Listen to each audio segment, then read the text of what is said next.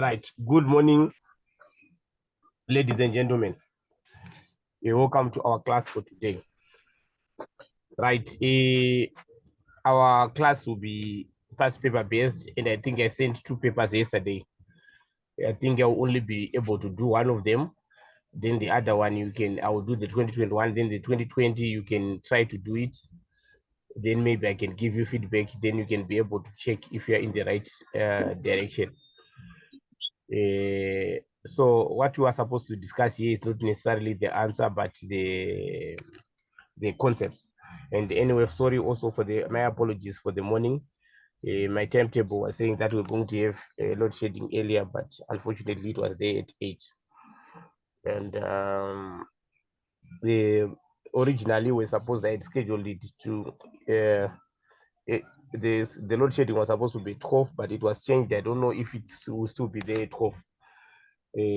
I'm not very sure, but so we'll try to be fast so that in case they stick to their area schedule, which was for 12, will be done by then.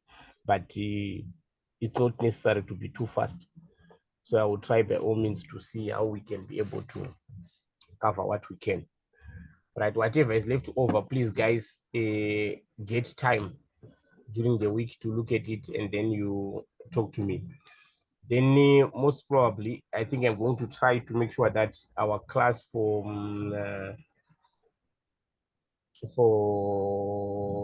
Friday, we meet earlier. I think I will, but in that class, I will only be dealing with working capital. The earnings price earnings method, I will deal with it today. I think that is the one that was left over on the evaluations. So I will meet you for working capital on one of the days, but definitely not Friday. I think I told you that I don't want to meet people when they are a day to write. So I will try to shift one of my classes to meet to earlier to Friday, and then you guys will come earlier. So please make sure that you check your your WhatsApp between today and Friday, and today and Wednesday, because the latest that you can do that class is Thursday. But I will shift one of the classes so that you can be able to see me before that. I don't want to meet you a day before. Right. So please, guys, I will do class today. I will send you the recording by evening, because I think soon after your class, unless if it processes fast, I have another revision class for other guys who are also writing this week. So if it processes fast, then I will send you earlier. But if it doesn't, expect the recording late at night. Right. So let's start with this paper. We'll start from the beginning. But if we see that our time is progressed, I will jump some of the things that I look at the things that I want to mainly focus on. Right. Super Cool Limited. And during the week, guys, whatever you are doing, feel free to say, I'm doing this question. I've got a problem here. Sometimes you see that during this exam time, I will be too busy because there will be some guys I have to balance classes, those who are doing assignments, and those who are doing the exams revisions. So it will be a hectic period. You might find that you might send a message now and then I reply to it late tonight or tomorrow. So please, if it's urgent, especially if you are writing, you guys, I know that you need to get assistance there and then. If you see that it's urgent, please, you just do a WhatsApp call or you buzz. As long as I say, or you call, as long as I see that it's a call, I know that it's a little bit urgent. So please, guys, make sure that so that you can get a fast assistance. All right. So Super Cool Limited is a South African retailer of clothing and shoes for the teenage market. The company was founded in 2013 by Miss Sihle Jonas, CASA, and is a 31 December financial year end. Sinclair attributes their success to basing a business model on 3 foundational pillars, namely education, care, and sustainability. These values form the cornerstone of the company's business strategy during its continued expansion in the local retail market. For the last 5 years, the company has imported most of its manufactured clothing from Sunshi, a company based in Beijing, China. Sunshi manufactures teenage clothing and accessories for export, and due to lower manufacturing costs, has provided Supercool with a pricing advantage. This cost advantage has, however, decreased in recent years because of the deterioration of the South African exchange rate relative to the international currency. Right. My friends, when you are reading this thing, this passage, of course, we know that some of the things you might not even use them in the exam, but there are some pointers that you should be able to see that I might need them later. We know that they are importing goods, those the cost advantages decreased over the years. That might, for example, explain some changes in some ratios. That might explain some decrease in profitability. So you might need to explain something along the way, so you know that already you are getting some of the reasons. Like the trading environment has been particularly difficult in the last few years due to the entry of numerous competitors and consumers who have become more price conscious as a result of the poor economic growth being experienced in South Africa. Growth in government debt levels over the past decade, driven by multiple factors that include the poor performance of the economy, has resulted in credit rating downgrades by international credit rating agencies. And higher taxes have further eroded consumers' disposable incomes.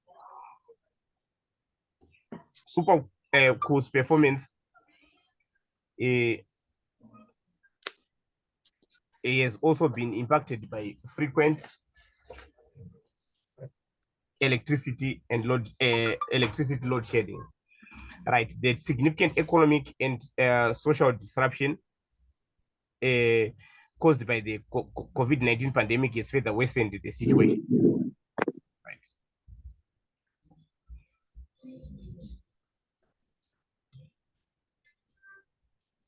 Right.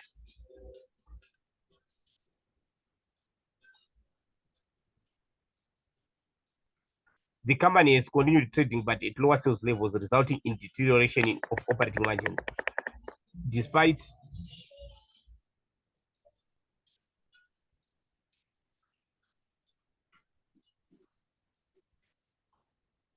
just a second.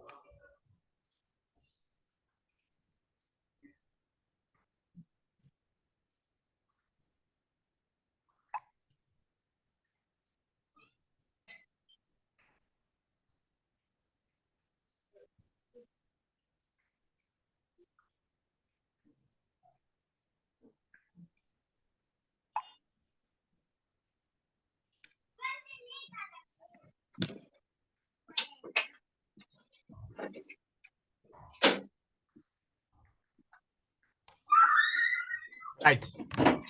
So Superco has a strong commitment to environmental neutrality with a focus on reducing its carbon footprint to a carbon neutral status. Initiatives to achieve this included the requirements that Sunshi should use only natural fibers that are manufactured by hand, coupled with a commitment not use child labor.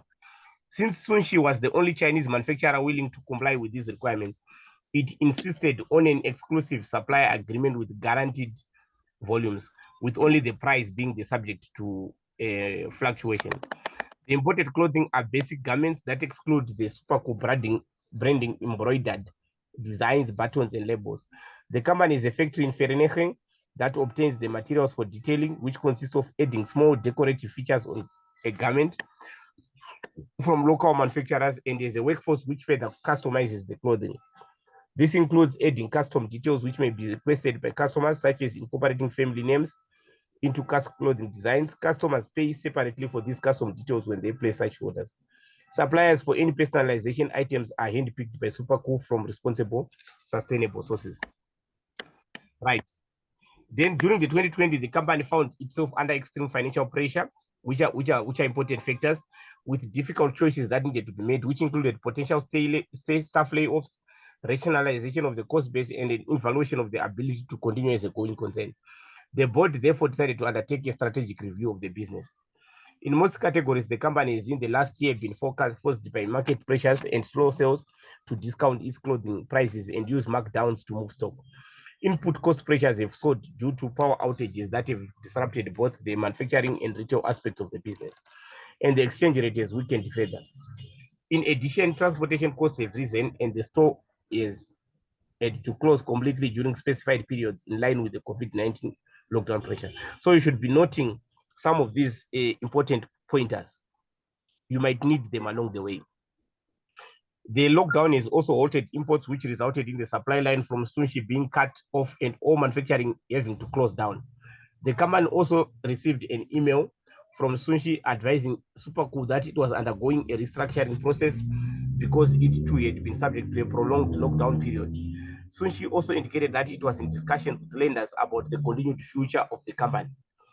Supercool's board of directors discussed whether the retail store staff should either be replaced on unpaid leave to enable them to claim from the unemployment insurance fund or be retrenched.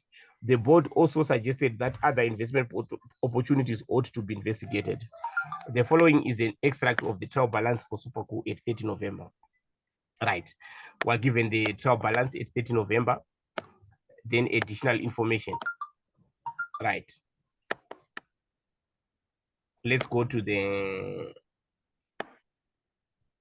required.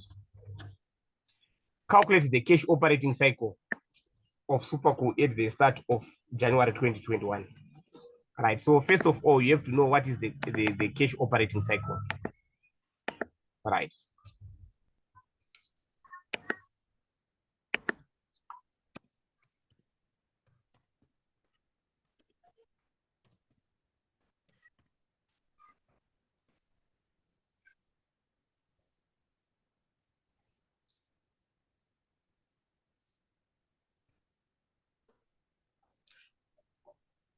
Right.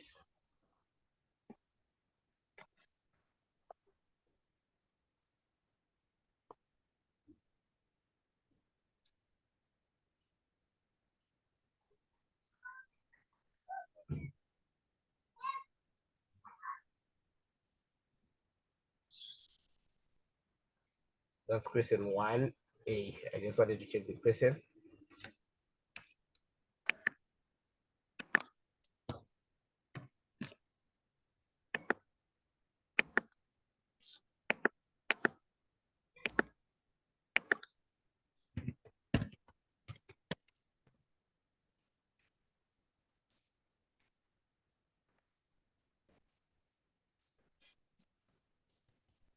Cash operating cycle.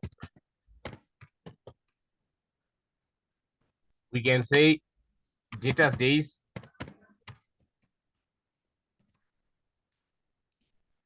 plus inventory days minus creditors days. So we have to know these days. And we know that if they are raw materials, you start from the raw material days and on work in progress days and stuff like that. But I saw that we don't have those work in progress and raw materials. Right. We are told now, and you should be very careful. This is at the start of January 2021. Right. During the month of December, the board of directors of Supercool requested the financial director to look into the working capital management for January 2021. The forecasted financial information at the start of January 2021 is as follows. So this is our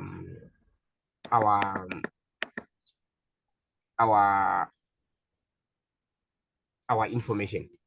Right, all sales are on credit and sales are expected to be 4,725,000 for 2021. Monthly sales are as follows. So we're given the monthly sales. Right.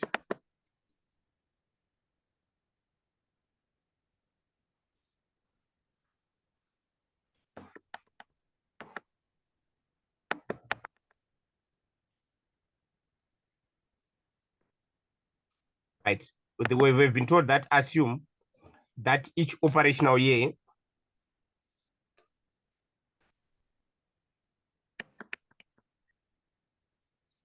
yes 360 days.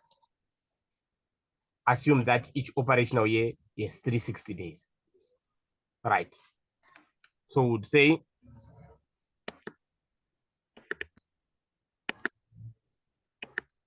inventory days.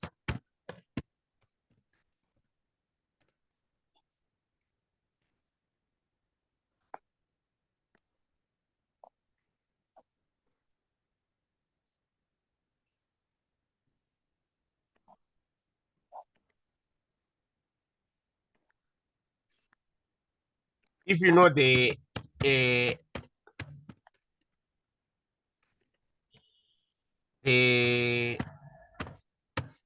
the formulas by head, there will be no need to include them. If you know them by head, then there will be no need to include them.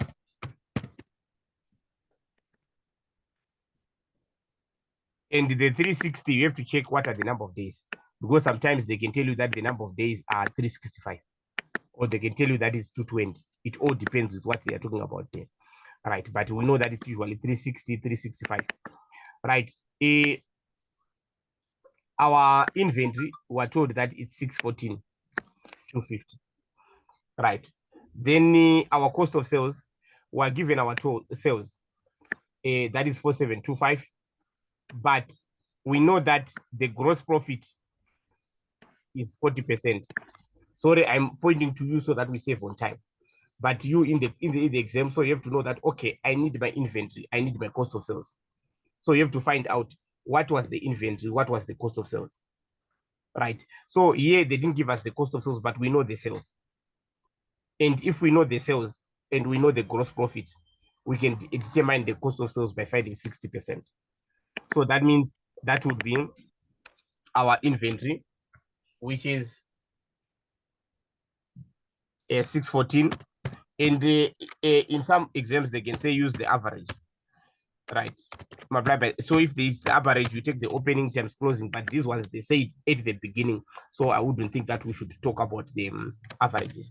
Then we take our sales 4725,000 multiply by 60%. Because if gross profit is 40%, that means cost of sales is 60%. Remember that gross profit percentage plus cost of sales percentage, they give you 100%. Right, what do we get?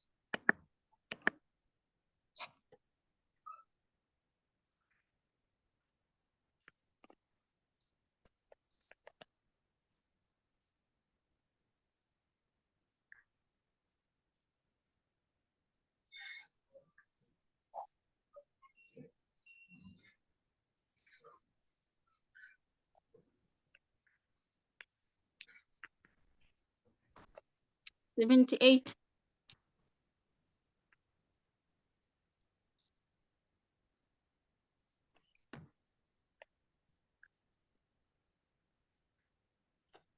It's what?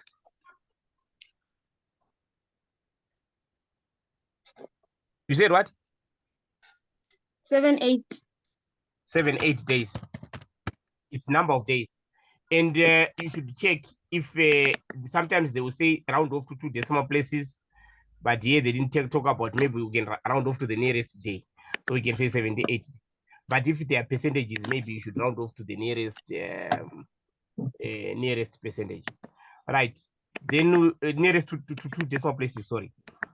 Right. Then data's days.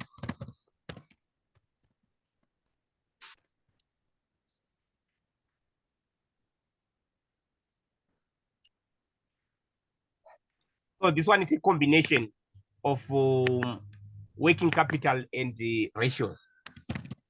So working capital management and ratios. Data times 365 over credit sales. Make sure that you divide by the credit sales, not all the sales.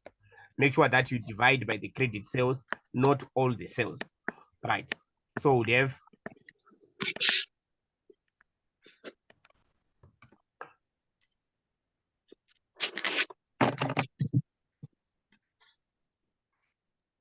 should not be multiplied by 360.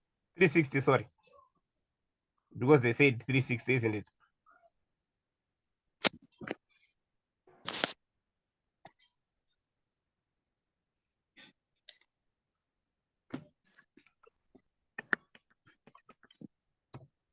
Thank you so much, my sister. Right. So take the data which 551 273 multiplied by 360 But when we take our sales, remember they said that not all sales, they say all of sales are on credit. So, okay, so we take all of them. So you should always check, because sometimes they can tell you that 75% of the sales are on credit. What do you get?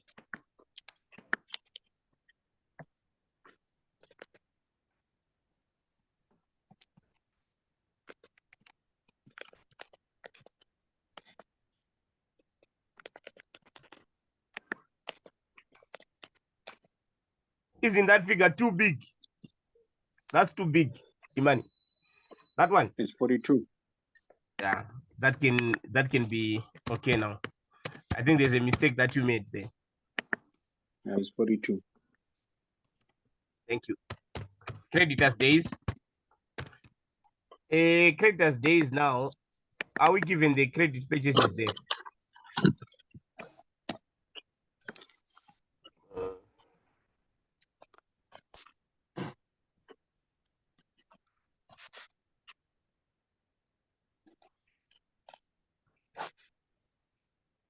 What we need the purchases for the year.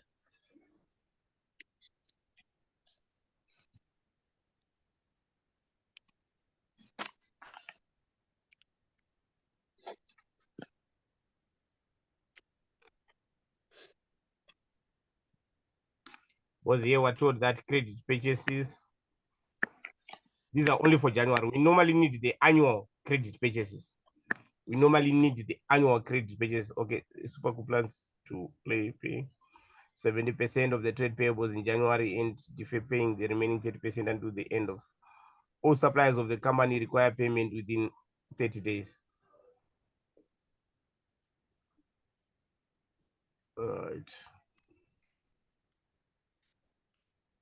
Right. Assuming that, considering that we are not given enough information to calculate the trade payables, so would assume, you can make an assumption that they are following the 30 days for now. So we can say this is what 30 days, because we needed the annual credit sales, but we don't have the annual credit sales. So then we would say the cash operating cycle. But if they had given us the credit sales, it was going to be the creditors divided by the credit purchases. So the credit purchases multiplied by 360. But here we cannot determine the credit purchases for the whole year. We need the one for the whole year. But if we had the inventory at the end of the year, we could determine it. Remember that your cost of sales plus closing inventory minus opening inventory will give you the purchases. So as long as you've got the two inventories, but the inventories that we have in this case are the monthly inventories, not the ones at the end of the year. So we can't determine our cost of sales as far as the year is concerned. But if they'd actually given us the inventory at the end of the year, we could determine that. So we can say that would be equal to 78 plus 42 minus 30. So in an exam scenario, you can write your assumption that may be assumed that they are following the credit payment period. What do we get?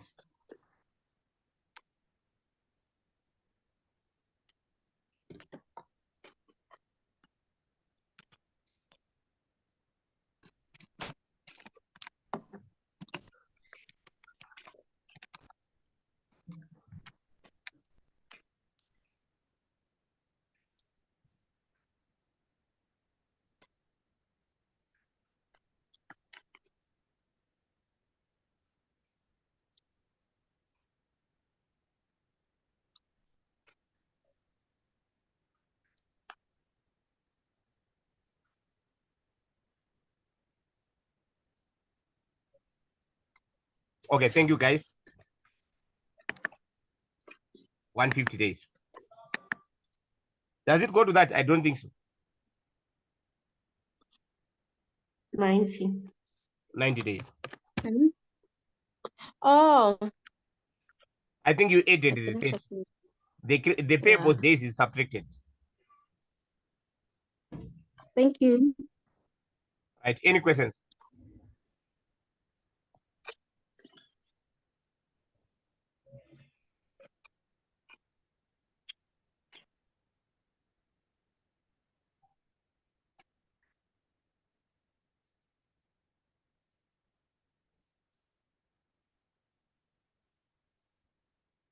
Right. So that's it. So the meaning of this, it means that after investing,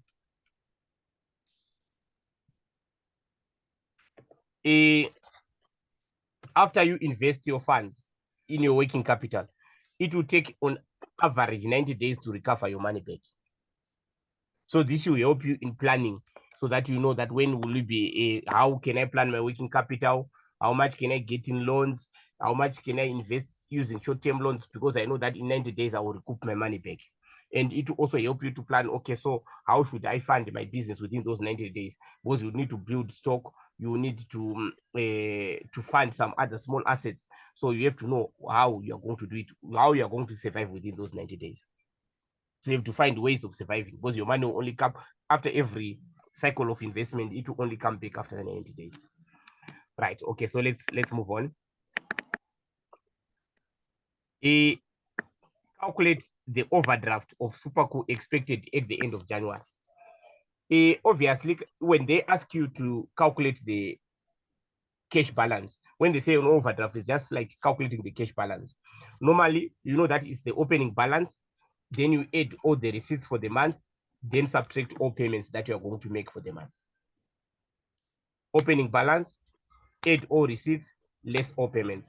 In short, they are indirectly asking you to prepare the cash budget. They are indirectly asking you to prepare the cash budget for January. Right, so we can say B, cash budgets for January 2021. Right. Normally, the way I use is to first start with the receipts instead of starting with the opening balance. We start with the receipts instead of the opening balance.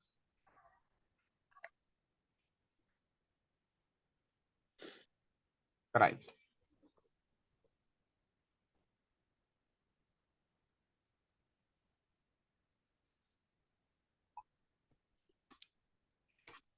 Right, would have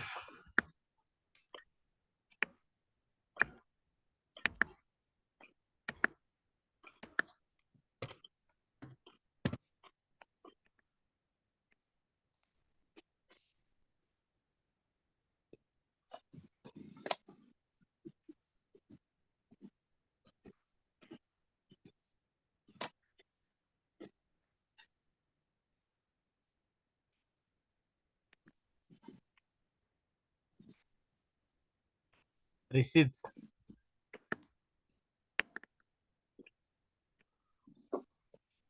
So we have to check everywhere where they are going to. Right, we know that the bank overdraft at the start of January was 324. So we have to look at the changes that happened.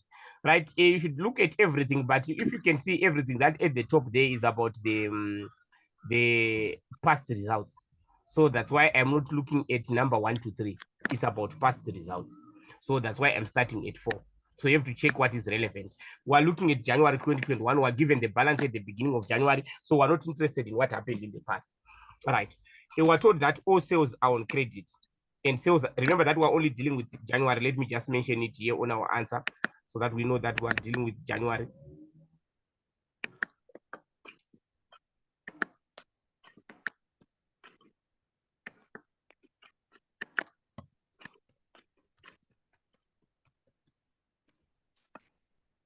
Right. You should remember that all sales are on credit. So when you are looking at how they are going to be collected, you have to be able to go and get the instructions. Right. Monthly sales are as follows.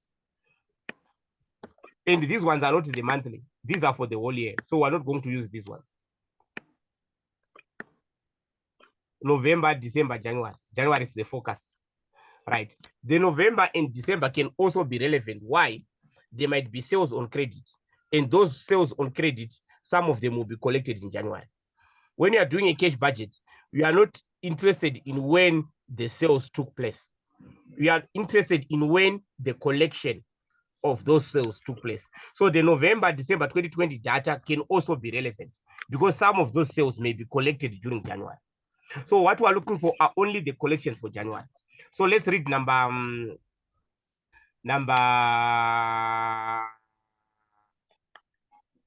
8. is the one that talks about the sales.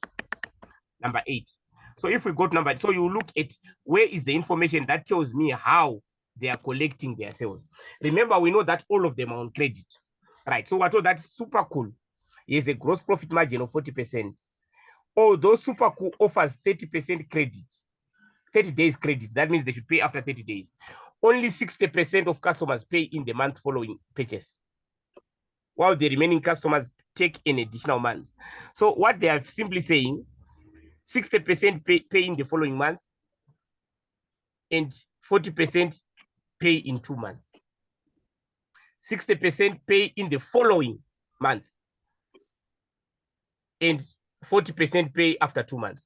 So that means we're going to receive from 40% of this November, 40% will pay in January after 2 months.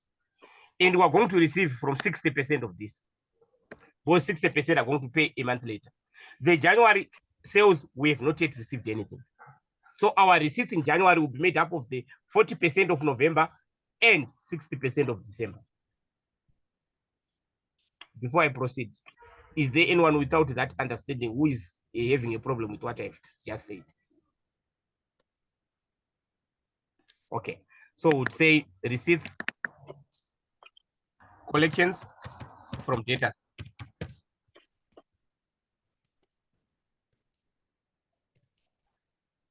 Right, so we'd say from November, there will be 40%. 365, 681 multiplied by 40%. Right, plus 472, 500 multiplied by 60%. What do we get?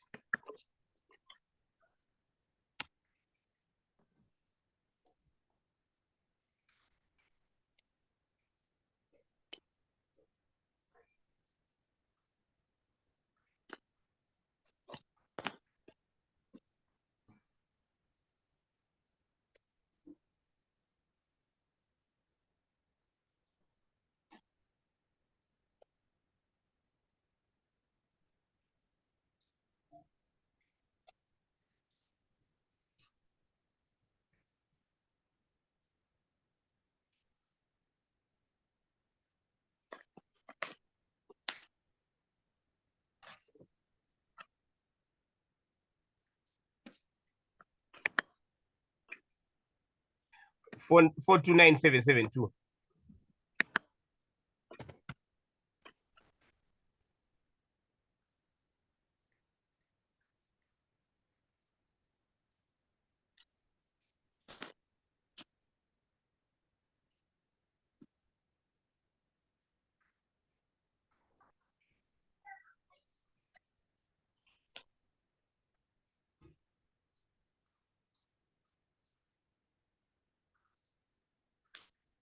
Right.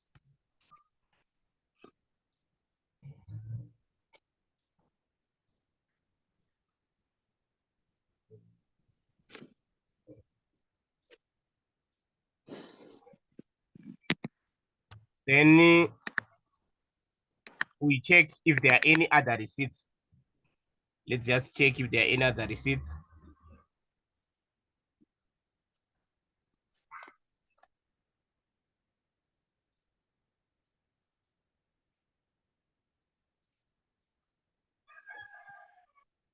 That is, interest will be paid on the operating cash flows.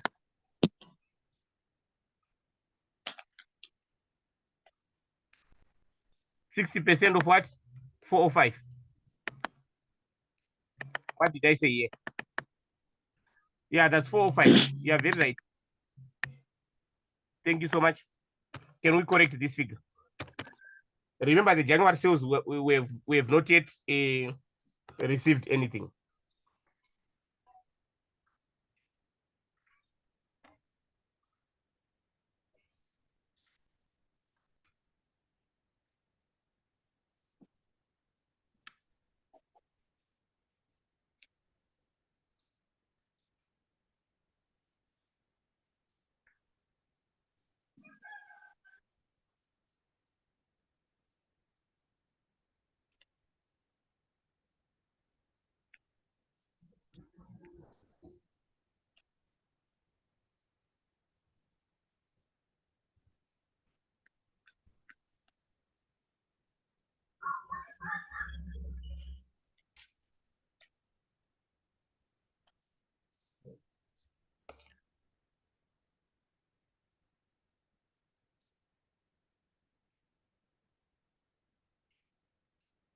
That's what? 389272.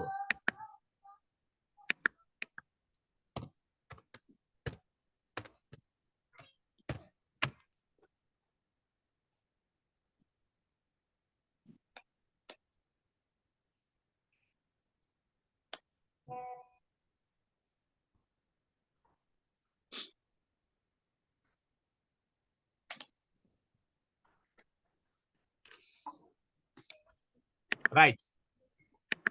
Then let's, I think I didn't see anything. Did anyone see anything, any other incomes?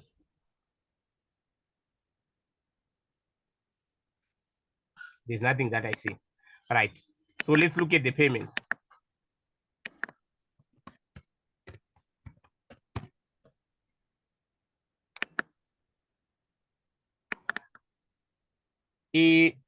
Right, credit purchases from suppliers during January are expected to be 337. We're told that Superco plans to pay 70% of trade payables in January, and after paying the remaining 30% and defer payment of the remaining 30% in February. Right, so their trade payables are 252,045. So they are saying they expect to pay 70% in January. So we can have payments creditors 70% multiplied by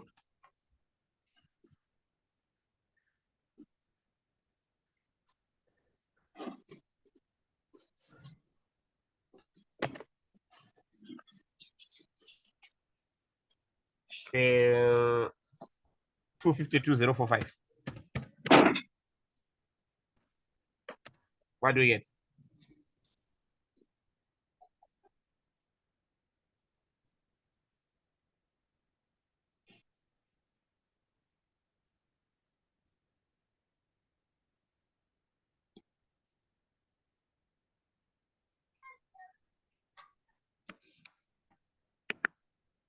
One 176,432.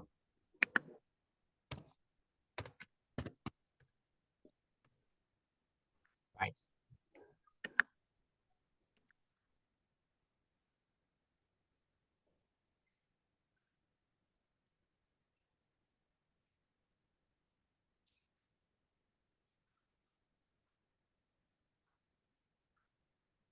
Then we have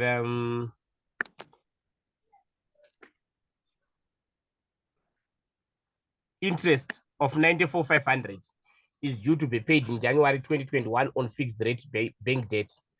Operating cash outflows are expected to be 197,605 in January. Superco has no cash and relies on its overdraft to finance daily operations. The company has no plans to raise long-term finance during January 2021. So those are the other things that we have. So we have interest. Sorry, I think I should have said here. Can you just give me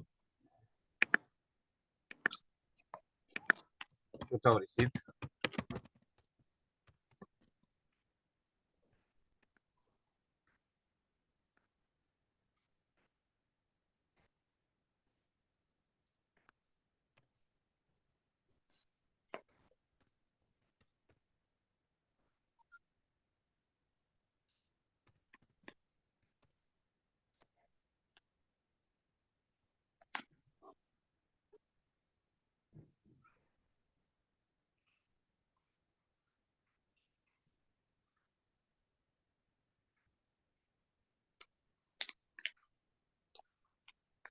Right.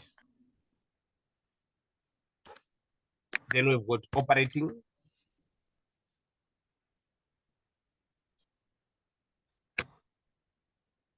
cash outflows.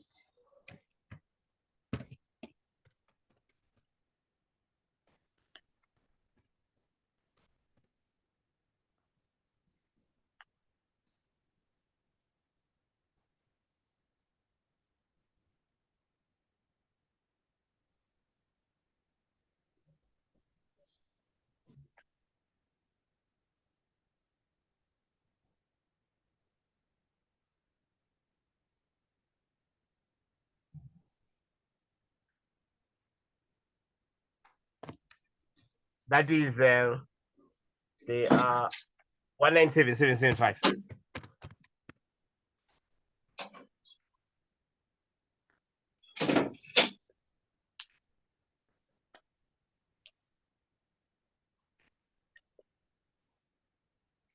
Sorry, let me just say. Then we'll have our total payments.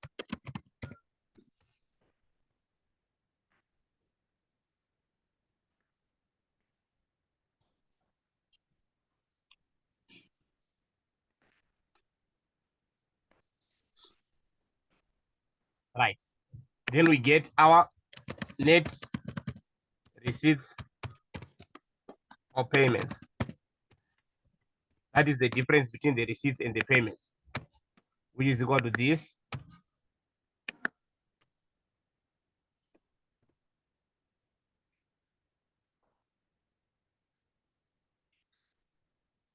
Then opening balance.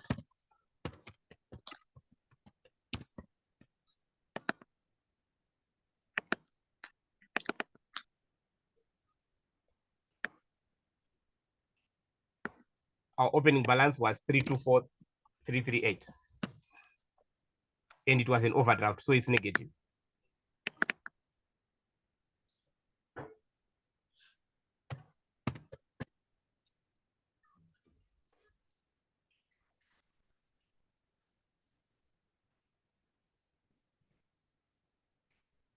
Oh, sorry. I put it on the wrong place.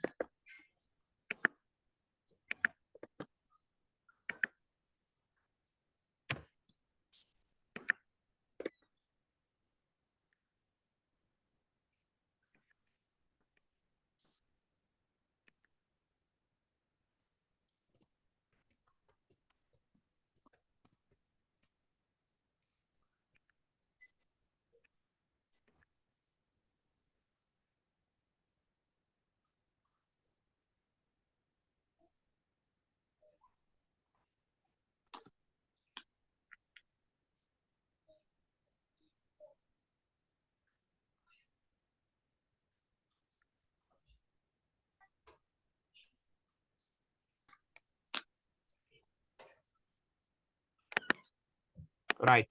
We'll have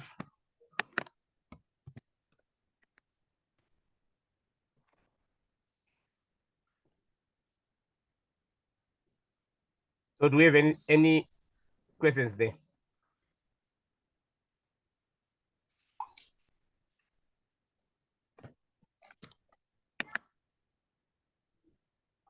Okay. So move on.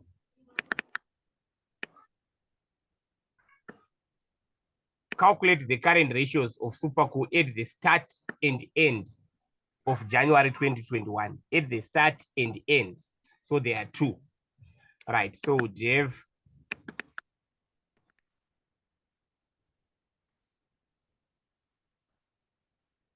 I said B here. This is not B. This is 2. This was 1.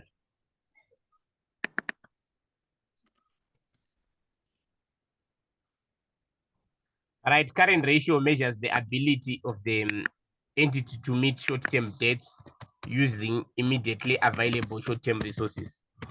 So our current ratio would say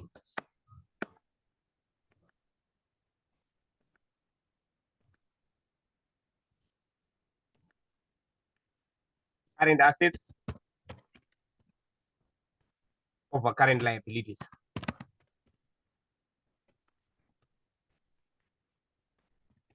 Right. So we first calculate at the beginning of January.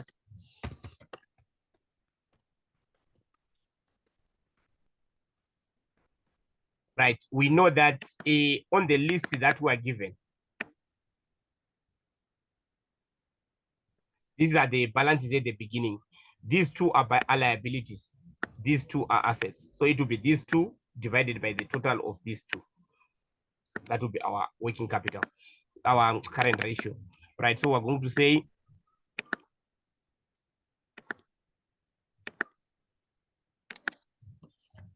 $614,250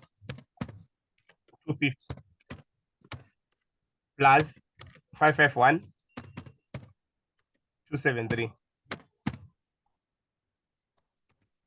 divided by 252,045 plus 324,338. What do we get?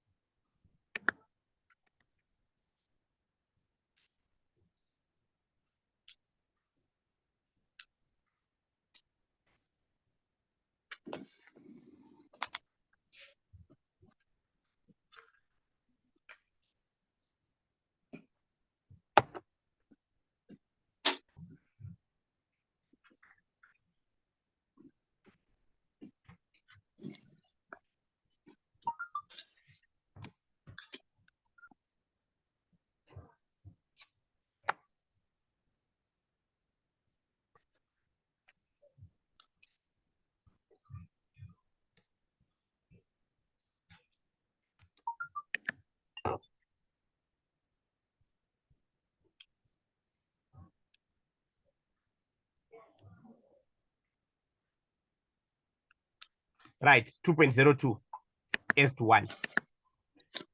What does that mean?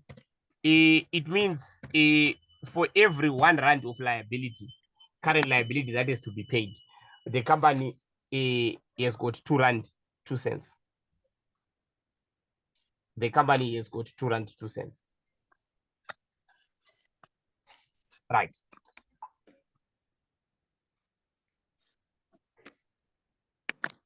Normally, they consider that a ratio of more than 2:1 is comfortable, but it depends with the industry.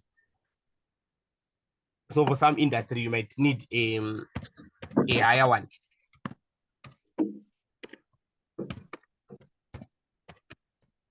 Maybe you might need to do some calculations here. Right. Our current assets would have our inventory at the end of January.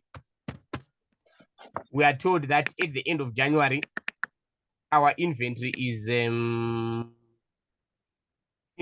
expected to increase by not to, by 75,380. You should be able to read carefully. If it's 2, you know that it's 73,538. But if it's by 75,380, we're supposed to add 75,380 to this one that was here. So we'd say 614,250 plus 75,380.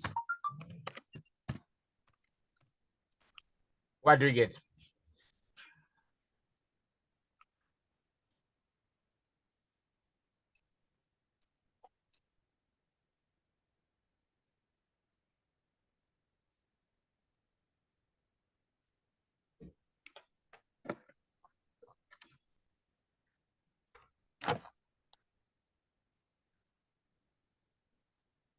What are we getting?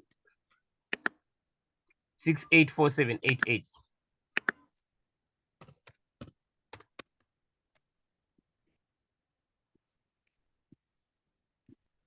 Then our debtors. We know that debtors, it simply means the sales that are uncollected. Right. We know that by the end of January, 40% of these will be uncollected. Remember that they said that 60% are collected after in the following month, and the remainder are collected after an additional month. So the December ones will collect 60% in January. That means 40% will be outstanding, plus these the January ones, which are uncollected. Right. So remember, debtors are just uncollected debts. So we can just use our information to determine. So we'd say the December one, we're going to take 405,000 and 40%. The other 60 was collected in January. Then we'll also add the January sales. Remember that they were not collected, all of them. What do we get?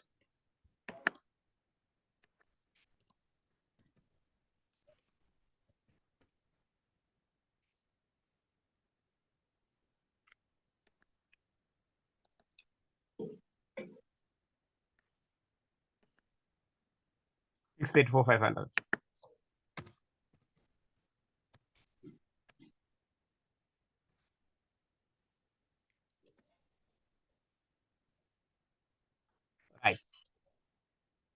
Then we go to the current liabilities. Our current liabilities, we have our trade payables. Right. Remember that of the payables that came from January, these ones, 2552045.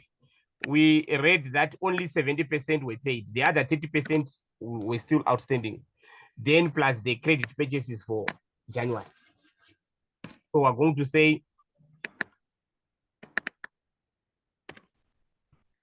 30% multiplied by 252,045. Right. Then we add the credit purchases for January, which were 337,500. What do we get?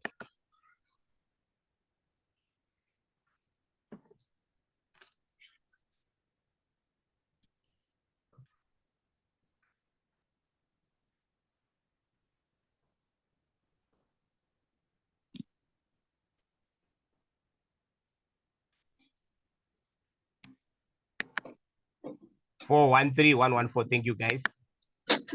413,114. Right. Then our bank overdraft, we calculated it.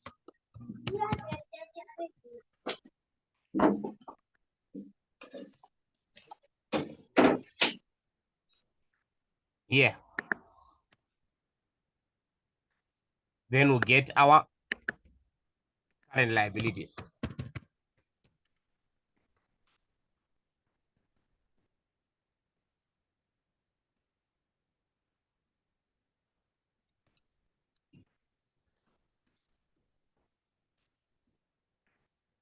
Right. Then our current ratio, that means will now be 1,319,288 over 816,887.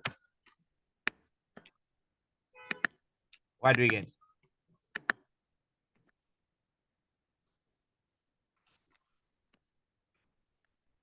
$1.62. So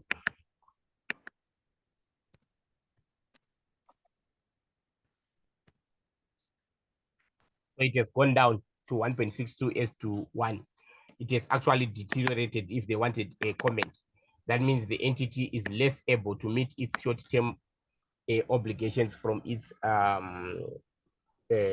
long-term sources of finance. Any questions?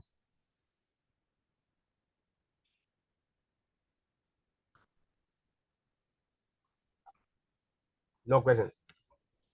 Right, number B. Calculate the after-tax weighted average cost of capital on a market value basis.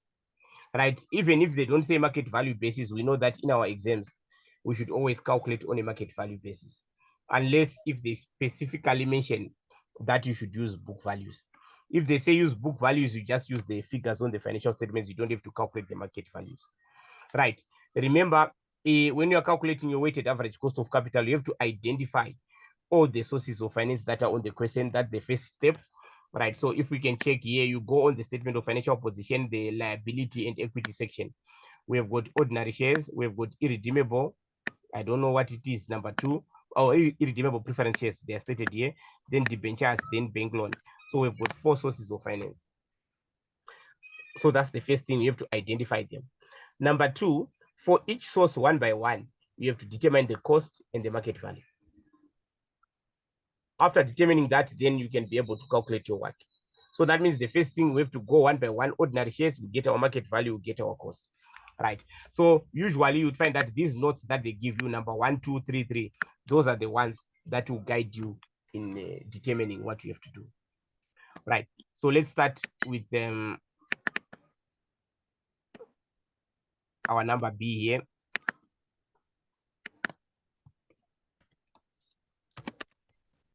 Calculation of weighted average cost of capital.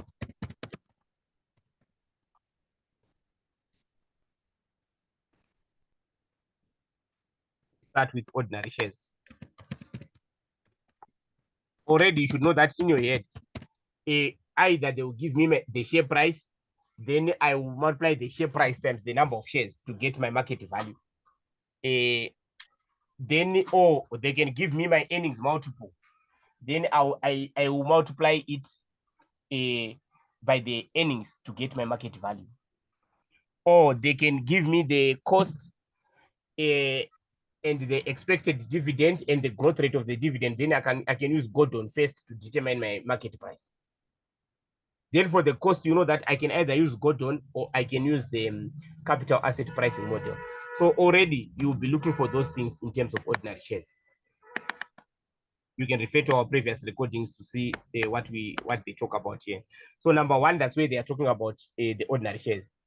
The ordinary shares have a nominal value of 50 cents per share, an ex-dividend market price of 7 cents per share, and a cum dividend market price of 752 rand per share. The dividend for 2020 will be paid in the near future. Dividends paid on ordinary shares in recent years have been as follows. Right, the dividend will continue to grow at the same rate as the most recent growth rate. Right. First thing, you have to calculate your market value. Market value, we know the price. You should use the ex-dividend market price. Don't use the cum div. You use the ex-div market price when you are calculating the market value. So that's 707. Use the cum ex-div, not the cum div. The ex-div means excluding dividend. The cum div includes the current dividend. So the price that we use is the ex-div, right? 705. And the number of shares, we are not given the number of shares, but we know that their nominal value was 50 cents. So we can be able to use this. We know that their total value is 12 million. We should be very careful. There are millions here. There are thousands. So that means all in all, it's 12 million. But we know that they were issued at 50 cents. So we can calculate our number of shares. Number of shares would be equal to 12 million divided by 50 cents. We get what?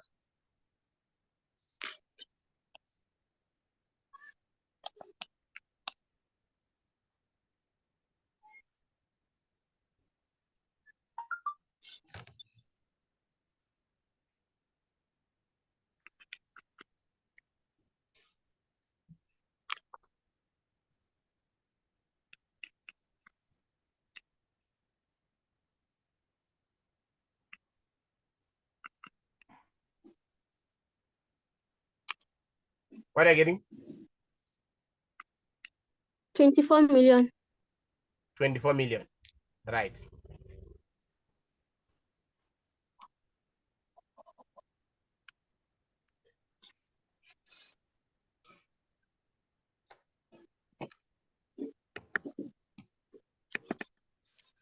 Thank you, guys.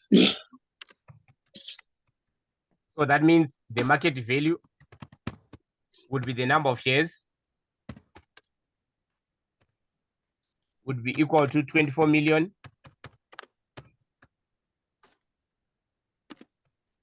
multiplied by the value per share, which is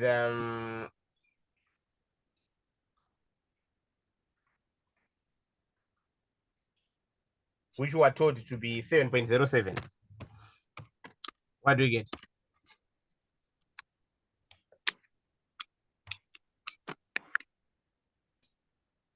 $169,680,000. Okay, thank you, guys. Right, so this will be the, in fact, let me just put a headline here. Maybe let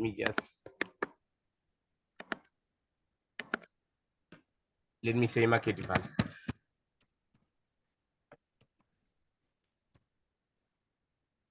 Then cost. All indications, right? If you are given this growth rate and stuff like that, you know that the best that I can use is to use Gordon. This information that we're given on number one here. They've given us the growth rate and stuff like that. If we're given the beta and the risk-free rate and stuff like that, then you can use CAPAM. but here we can only use Gordon. So for you to use Gordon to calculate your cost will be equal to D1, that is next year's dividend, divided by PO, the current price, plus the growth rate, G. Right, what is next year's dividend? First of all, let's determine the current year's dividend. Remember, we're in 2020. We're not given the 2020 dividend here. But we know that the ex-dividend price is 7.07 and the cum div price is 7.52. So that means the dividend is the difference. Remember, I told you that the ex-div excludes the dividend, the cum div includes the dividend. So to find our price, we can say the current dividend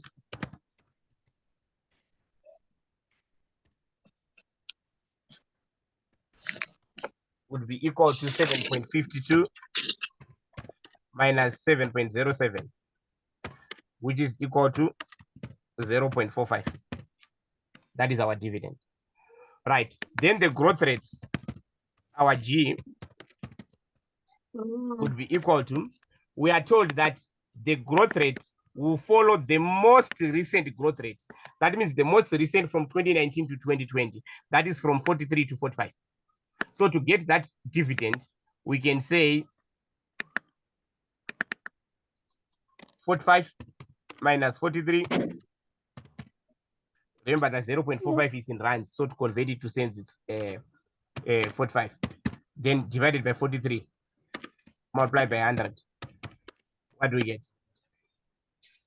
Oh, That is the current one minus the one for last year. Then we divide by the one for last year.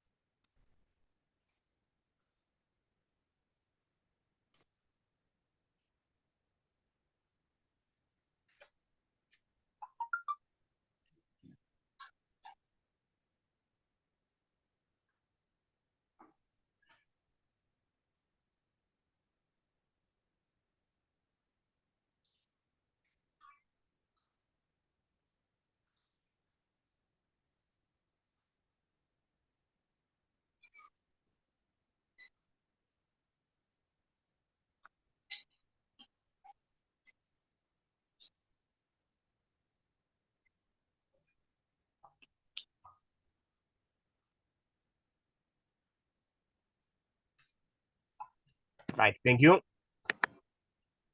15. So that's 15%. It was exactly 15. There are no decimals.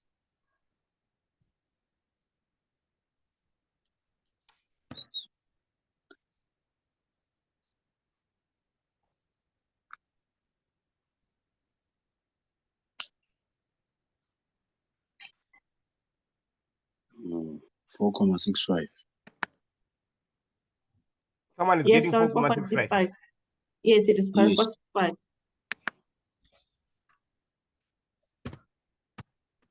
Thank you, guys. Right. So then our cost would be equal to our dividend, which is the current one, which is 0.45. But when you are using Gordon, you want the D1. What is D1? D1 is next year's dividend. D1 is next year's dividend. Right. So we have to grow it. So times 1.0465. Right. Then plus our G, our growth rate, which is 0.0465. What do we get?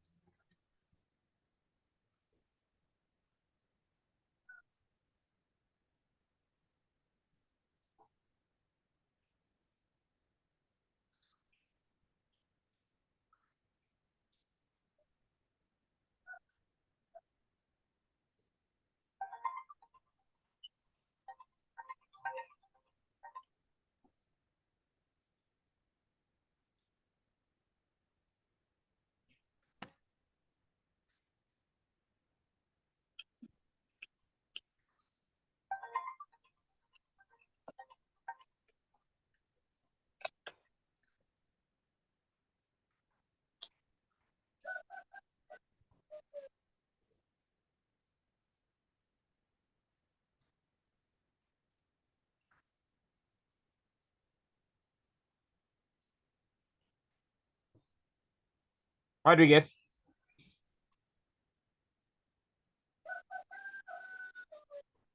$0.52.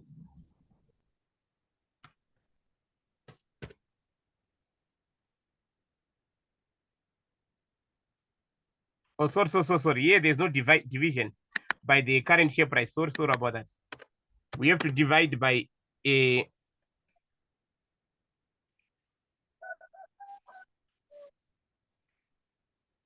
the current share price, which was 7.07, excluding dividend. Sorry about that. So can we please correct this?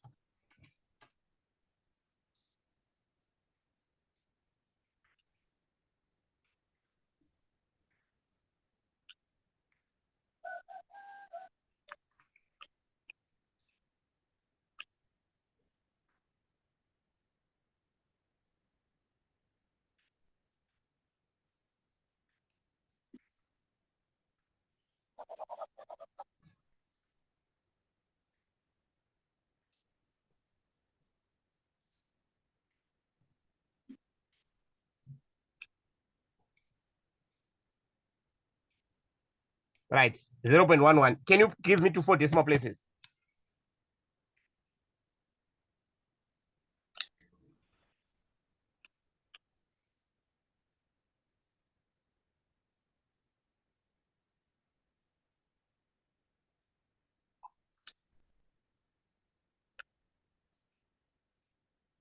Or no decimal places? Okay, so that is equal to 11%.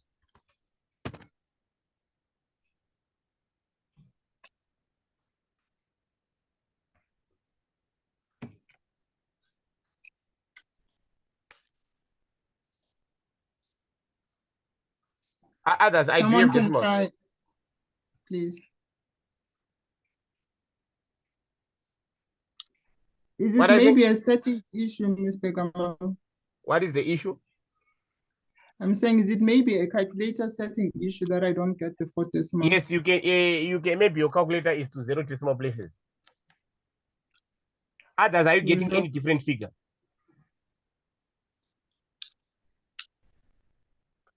0.1131.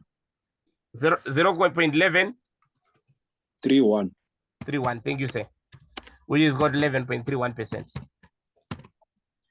Please, my sister, you should make sure that your decimals, usually you should put them to 2 decimal places for these percentages. I don't know how to, but when I times 100, it then shows 11.31. It's now when you type the what? When I times 100, when I convert it to a percentage, it then shows 11.31. Okay, so maybe your calculator is in 2 decimal places. So for this, it just has to be in about 4 decimal places, or you can just multiply by 100. Or you can contact me later. I can be able to tell you how to change the decimals. Please.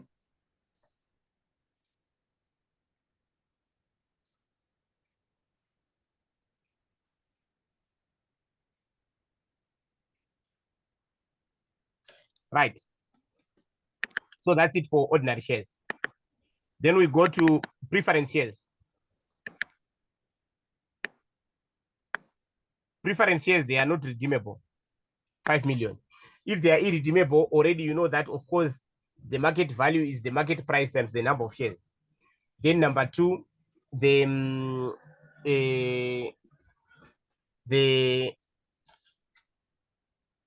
what do you call it? The cost, if they are irredeemable, it's simply the dividend divided by the market price if given. Right, we are told that the 5% preference shares, so that's the dividend of Super Cool, have a nominal value of 50 cents per share and an ex-dividend market price of 31 cents. So we know the price. So we can just calculate the shares and then we multiply by the price. Right, we know that the value is 5 million. Right, so we can say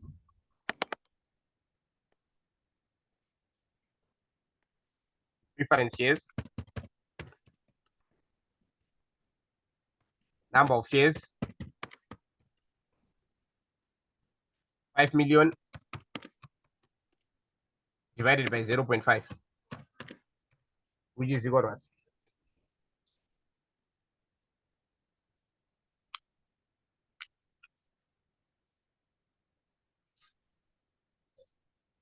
I think it's 10 million, this one. 10 million. Right.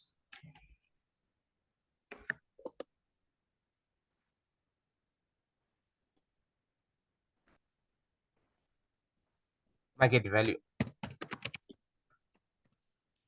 So our market value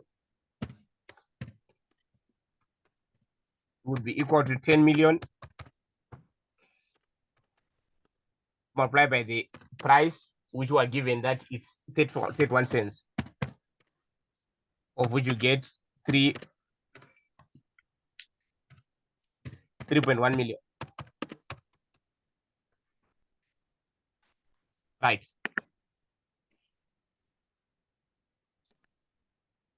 Then our cost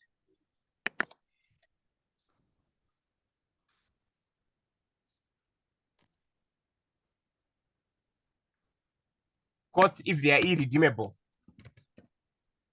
you just say your dividend divided by what? Your price times 100. Right. Our dividend, we know that it's a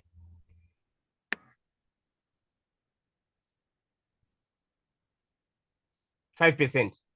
So it will be 5% of this 5 million. So we can say 5% multiplied by 5 million divided by what? Market value, which is 3.1 multiplied by 100. What do we get?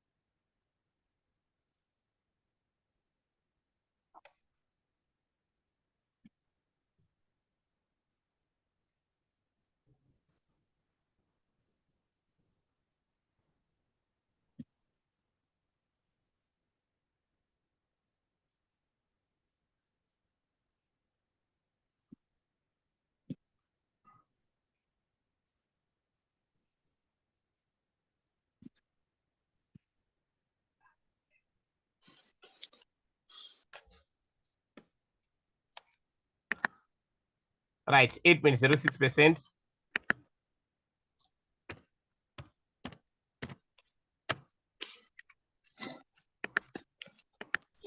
Then we'll go to the next one. Any questions on the preferences? Debentures, 10 million here. The 7% debentures have a nominal value of 100 rand per debenture note in the market price of 102.34 per loan note.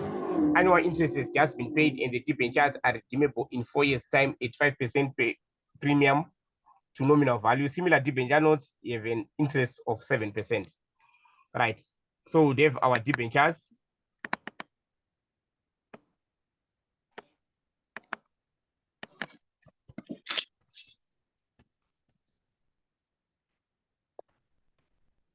Our cost of the debentures would be equal to the return on similar debentures. So for debentures, loans, and preference shares, if you are given the return on similar instruments, that's your cost. If you are given the return on similar instruments, that's definitely your cost. So our cost is 7%. But for loans and debentures, we should also remember that we should also take the tax into account. Why? Because the interest is a tax deductible item. So that means our cost would be 7. In fact, we have to know also the tax rate. Please be very careful in your exams, because for some exams now, they are now using the 27% tax rate. So here they said assume a corporate tax rate of 30%. So always check. They can even tell you a 30% like in this paper, which is, so don't just assume that is 28 or 27%. Check the one that they've given you. So that means our cost would be 7 multiplied by 0.7. My 0.7 is coming from 70%, which is the 100 minus the tax rate, 30%. We get 70%. What do we get?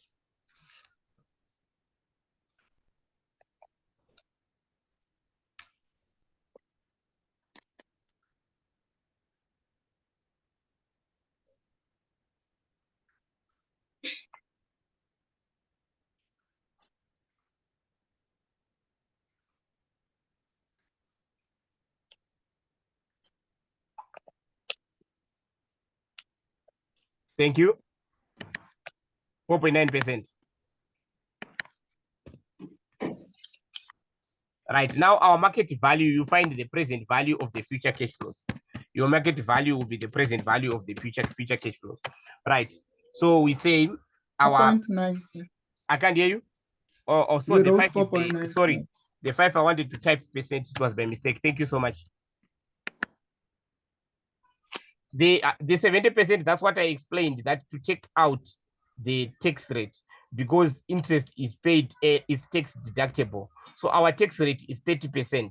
So 100 minus 30%, that's the 70%. Our tax in this question, they said is 30%. Right. So always for debentures and loans, make sure that the cost you adjust for tax. Right. Your market value, you find the present value of the interest and the principal. You find the present value of the interest and the principal. Right. That means your I would be that one that we got there, 4.9%. Right. Then you get the other parameters. They said that the 7% debentures have a nominal value of 100 per debenture note and the market price of 102. The market price is the per loan note.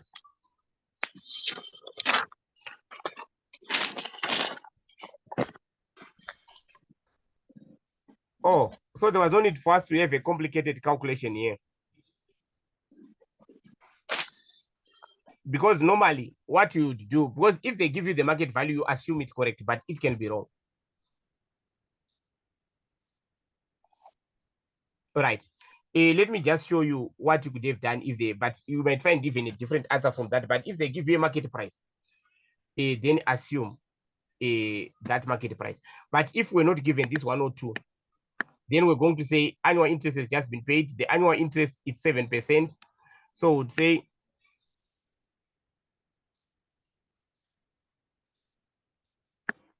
the market value and the, so there's no need for us to go on here. The market value and the debentures were going to be the same, because as long as we are offering, oh, there's also a premium here of 5%, or they will be different. Right. So our interest will be the PMT. They said 7%. So 7% of 10 million will be the PMT. So we'd say PMT is equal to 7% multiplied by 10 million. My friends, but we're not supposed to do this here. I'm just telling you, if case if you are given. If you are not given the market price, N is equal to what? The number of years to redemption. 4 years.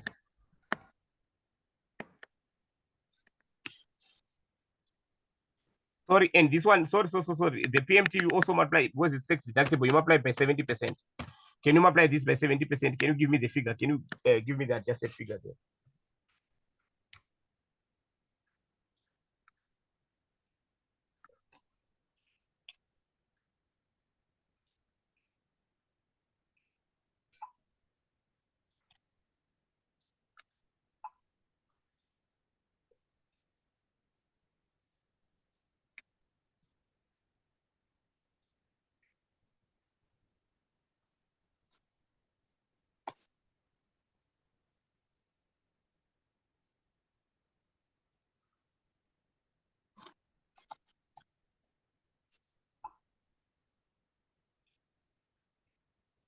Right, thank you. 49, is it 490,000 or 4.9 million? It's what? 490,000. Sorry. Okay, yeah, that's correct.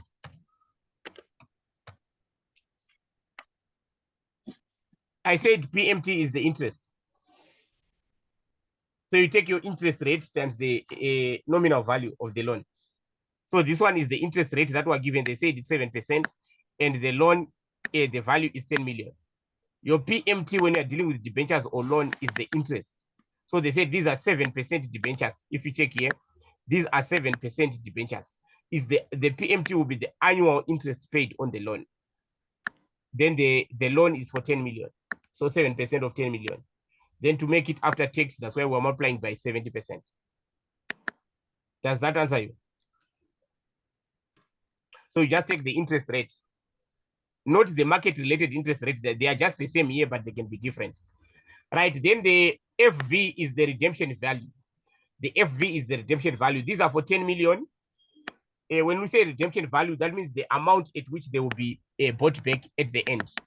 Right, they will be redeemed at a 5% nominal value at a premium. So you add. So your FV is equal to 10 million multiplied by 1.05, which is equal to what?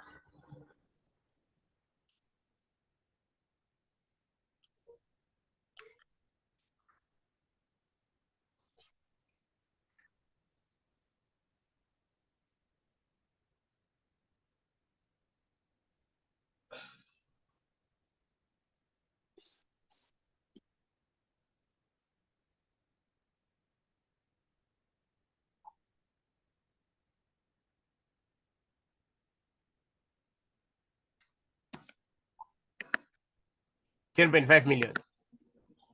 Yes. So if there's a premium, you add. If there's a discount, I think you saw in our previous classes, if there's a discount, you subtract. Right, then you find your PV.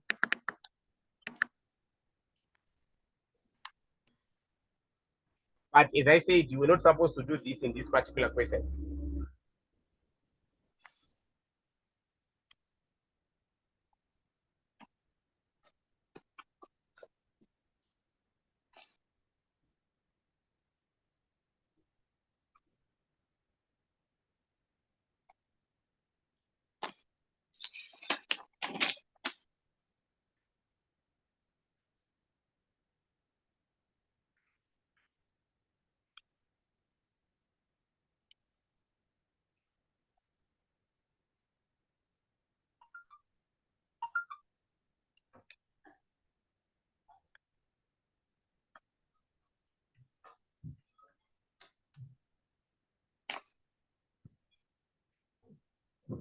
What do you get?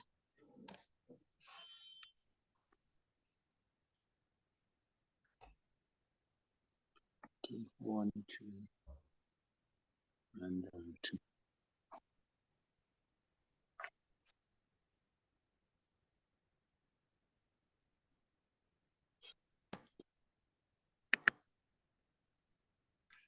2. That's 10 million. 112,922. But yes, my friends, I said this was not necessary in this particular exercise.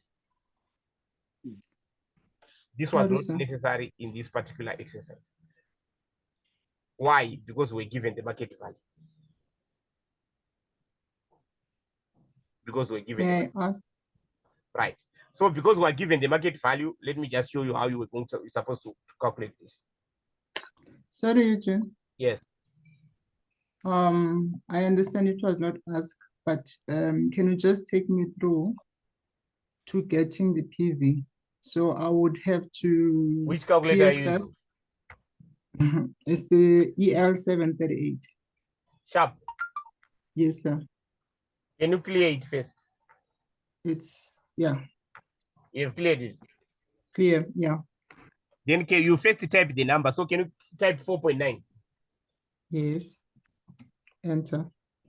You've typed Oh, it. interest. Sorry? Then you click interest. Yes. Enter.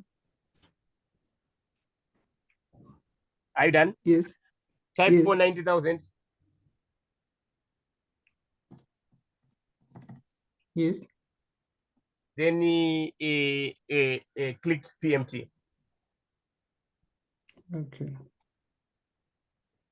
Yes. Type 4. Yes. Then click N. Yes. Then type 10,500,000. Yes. Then type FV. Click FV, Yes. sorry. Yes. Then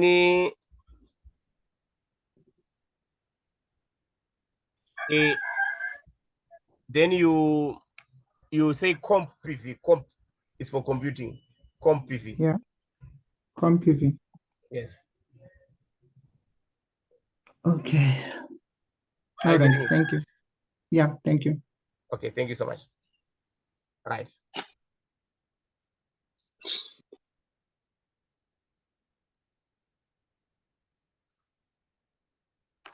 Right, my friends. Then we go to the loan.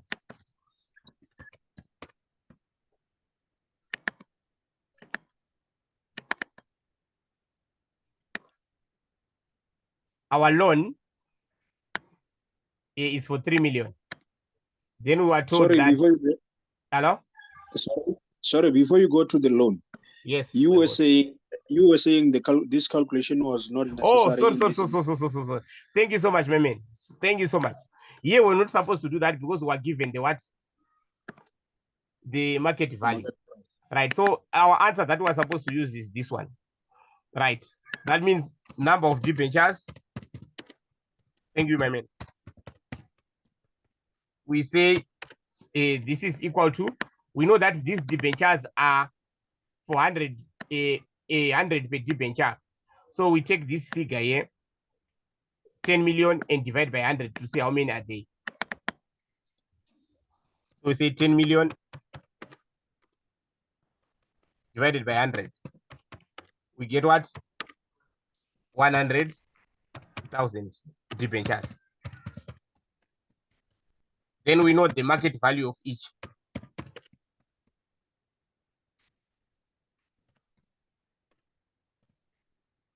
Would be equal to the 100,000 times the value per share. We are given that the market value is 102.34. So multiply by 102.34.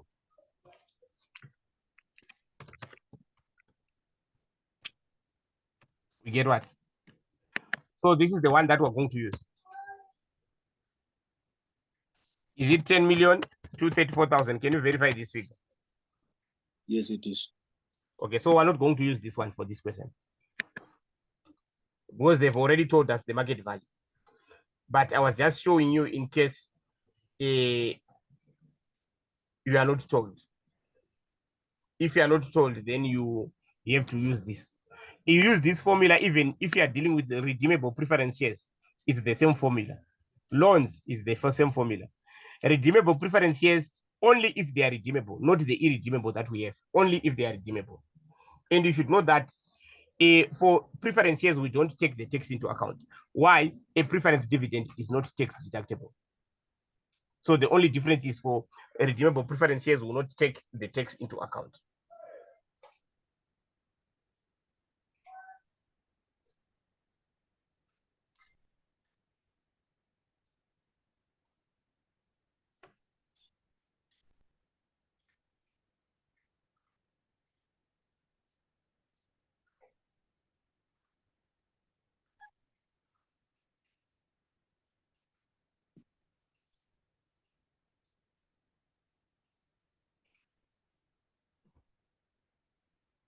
Right. Let's go to the loan.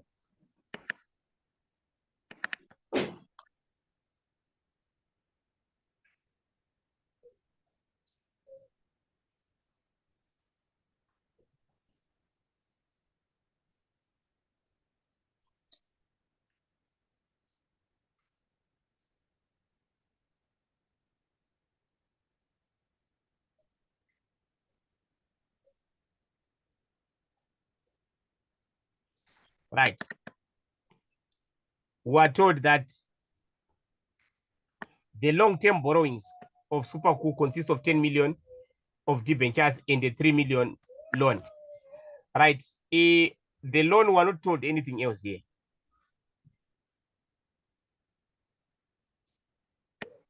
They didn't tell us anything about the loan.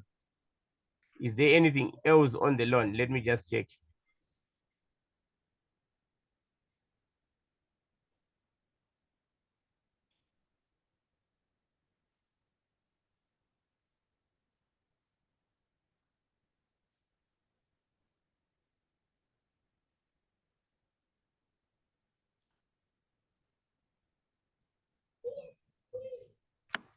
Right.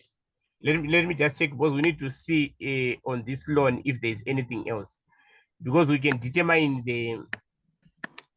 we know that it's for 3 million. If we are not told anything, we'll assume that that's the market value of that loan. I just want to check if we're told anything else, because we need to know the cost of that loan.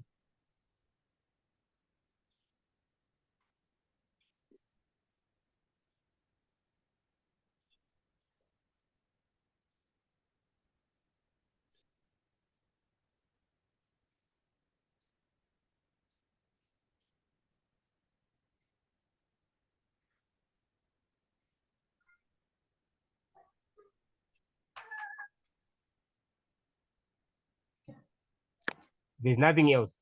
Right. So we can just make assumptions here. Right. We know that our loan, our market value, we'll just take it as 3 million.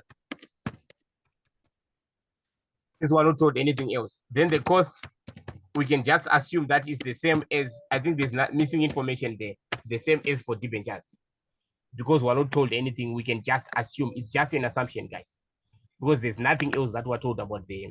They could have told us that similar debentures, they're earning so much, or even if we're given the interest rate on those let me just check in case we're given the interest rate. Because if we're given the interest rate, we can just assume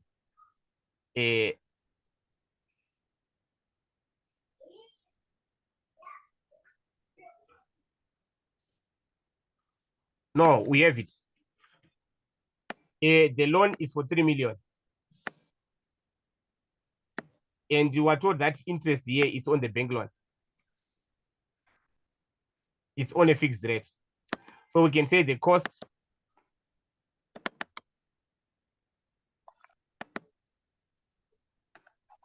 so it's very easy to leave out information. You see that? They can hide these things. So it's 94,500 divided by 3 million. Multiply by 100. But remember the cost, we have to multiply by 0.7 because it's tax deductible. Right, what do we get?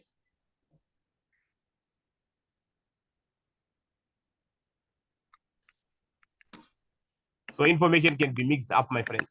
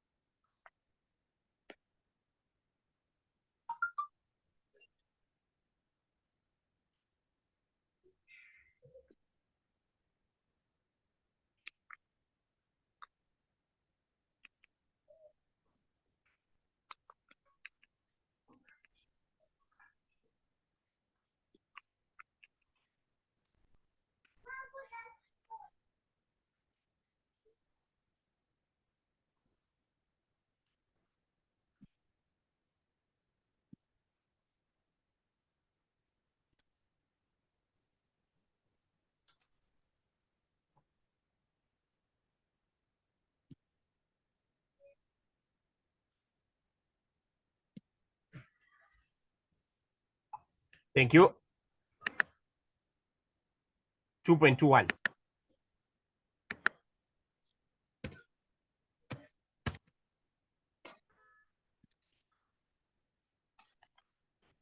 Right. Then we'll calculate our work. Form of capital. We have ordinary shares.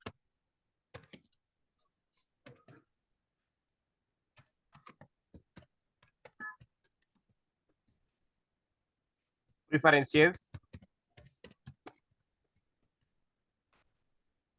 Debentures. And the loan.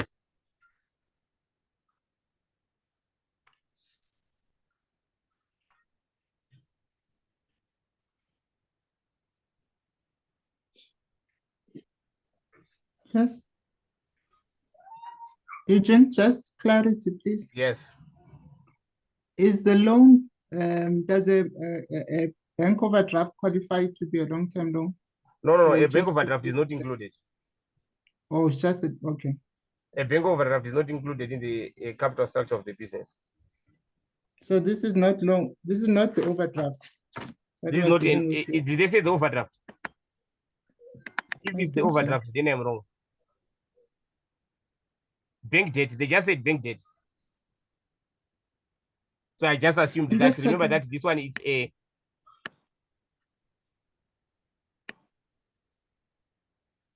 bank loan. Okay, That's why I assumed that. all It's not right, necessarily thanks. on the overdraft. All right, thanks.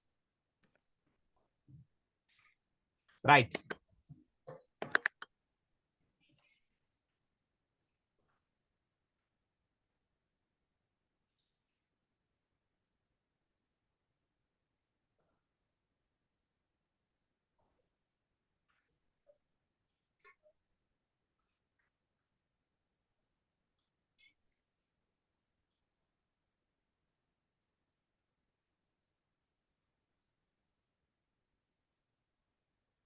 Right.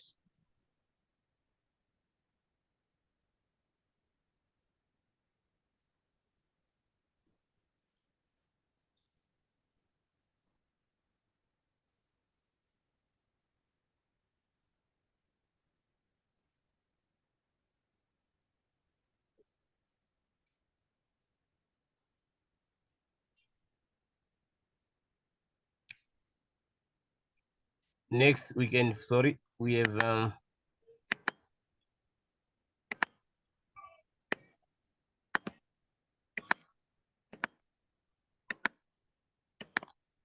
market value, cost, weight, weighted cost, and sorry, this one is cost and weighted cost.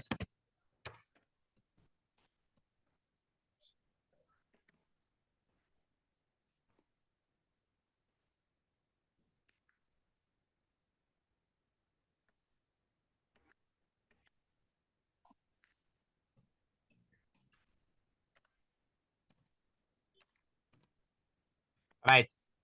Our market values, we've already calculated them. The ordinary shares is 169,680,000.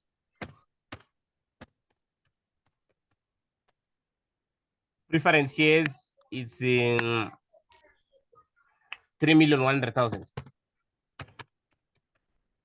Our debentures is 10,234,000. Our loan is 3 million. Right. That loan also I forgot to tell you that if we are not given them, if we are given the year that it will be redeemed, the return on similar debentures and the interest rate properly, if the interest were given, we could have just used it the same way that we used on the debentures. All right. So these are our market values. We've already calculated them. Then we find the total.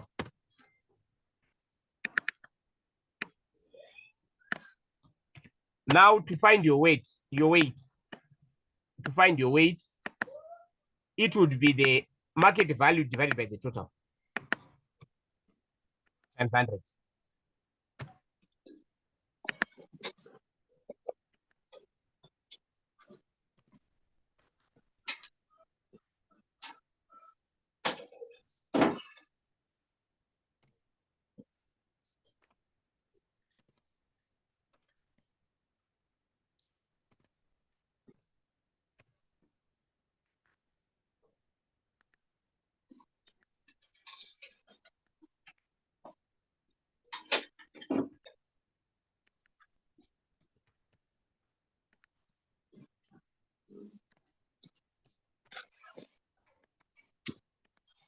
Right.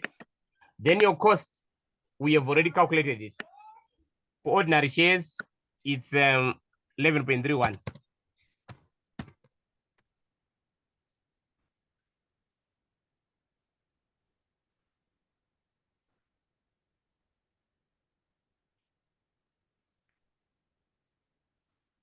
Preference shares, it's 8.06. Debentures, it's 4.9. Loan is 2.21. Then the weighted cost, you multiply your weight times the cost, weight times the cost, on and on like that.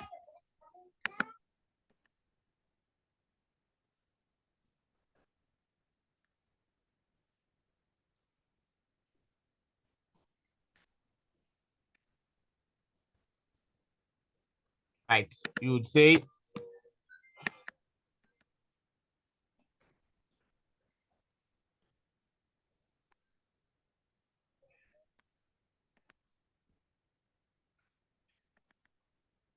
so that means our work is 10.76%.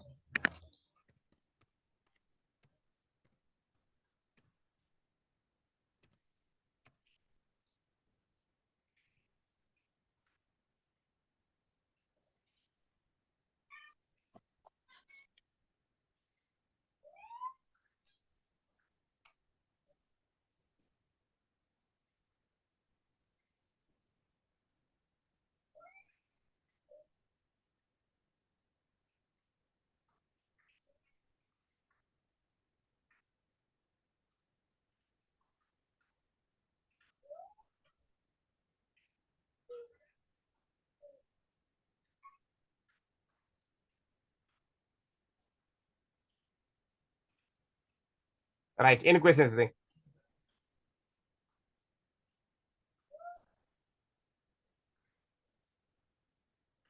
Right.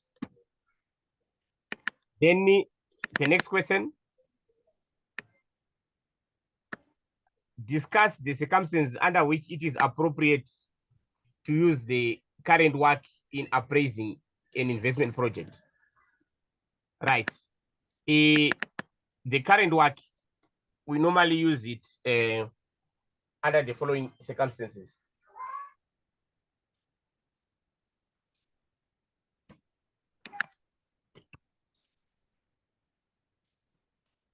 Right.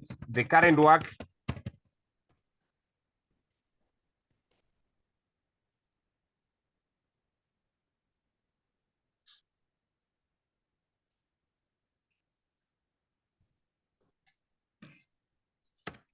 can be used under the following circumstances.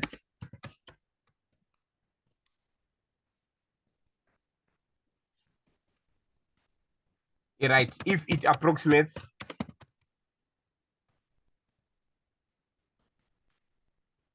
the long run targets cost of capital. Then we also use it if the project will be funded using the existing pool of funds. And also if it is not expected to fluctuate in the short run. Those are some of the factors that we can take into account when deciding whether to use the current work. For example, if we know that it doesn't estimate our target, it's rather better to use our target, especially if we know that we're going to reach our target very soon. But also our target sometimes might not be appropriate if we are likely not to meet it in the short run.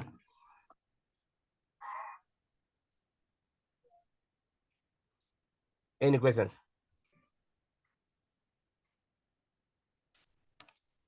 Right. So if you don't have any questions, my clock here is around 11:08. So I will give you a short break. Let's say to around 20 past, latest for 25 past.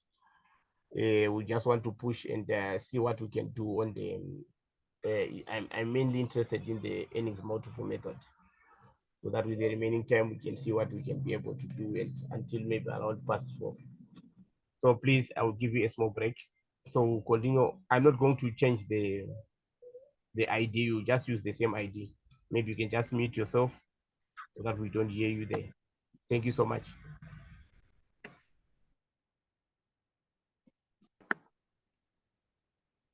Right, thank you so much.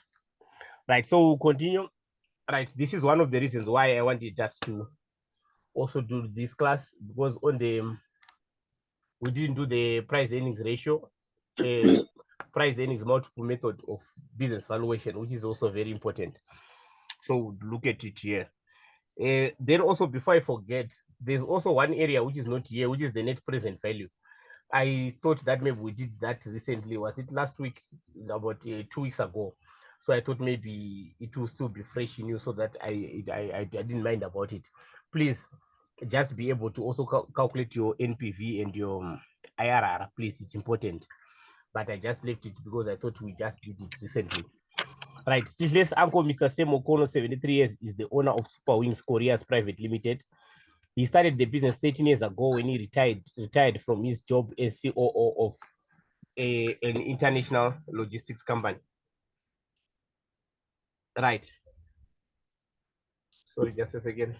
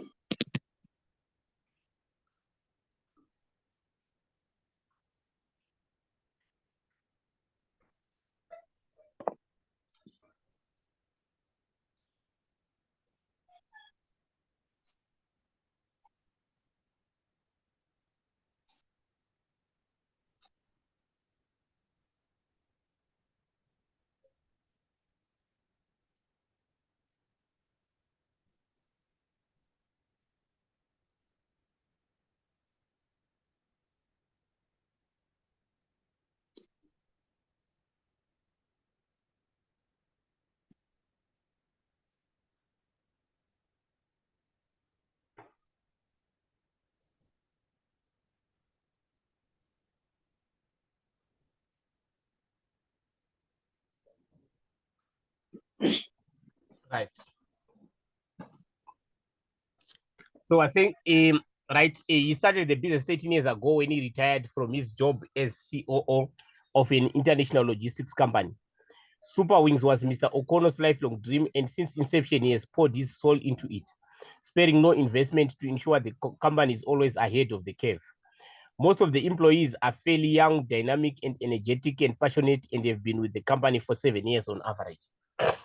The company is continually optimizing and updating the operations and technology infrastructure to increase efficiency.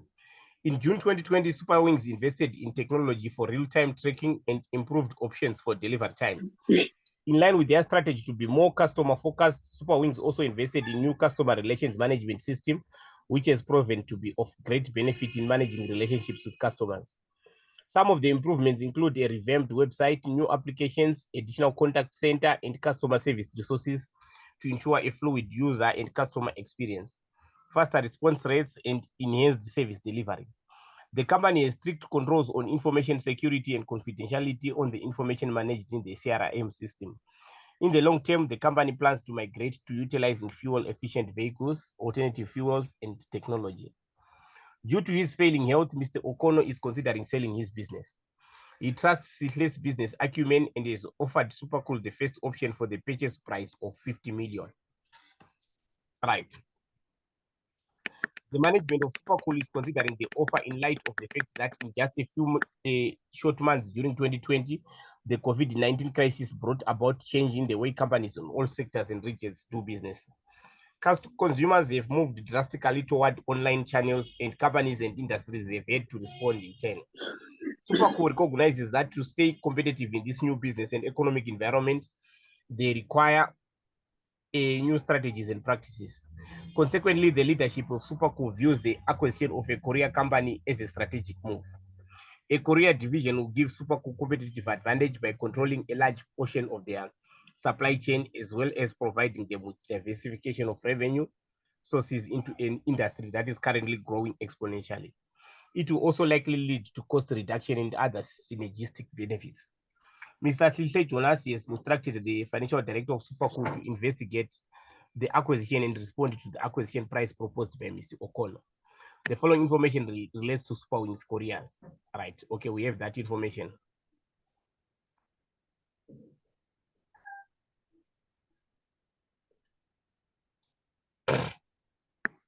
Right, a memorandum to the board of Supercool advising whether they should accept Mr. O'Connor's offer. You should include the following in the memorandum. Use the earnings multiple method to value Superwings. Right, remember that when you are doing a evaluation of a company, you have to we can use various methods. We can use the earnings multiple method.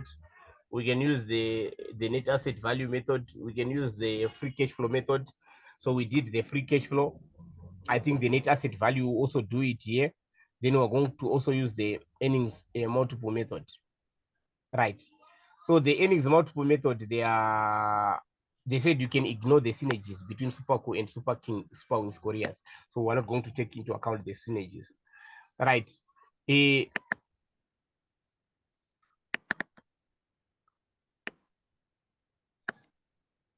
This is the major area that I wanted us to also discuss here. Question 2.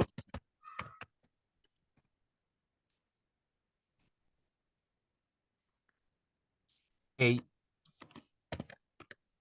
Right. One thing that you have to know, this is a memorandum. So if it's a memorandum, you have to start with from to, then from, get, subject. So all those things, I think we have talked about that. I will not go into that. Right. Then in you so we can have you can then subdivide earnings multiple methods, method valuation. Right. When we talk about the earnings multiple method,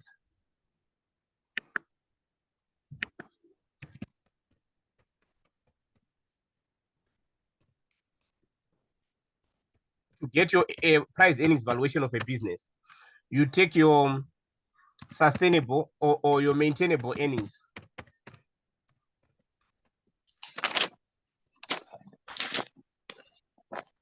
multiply by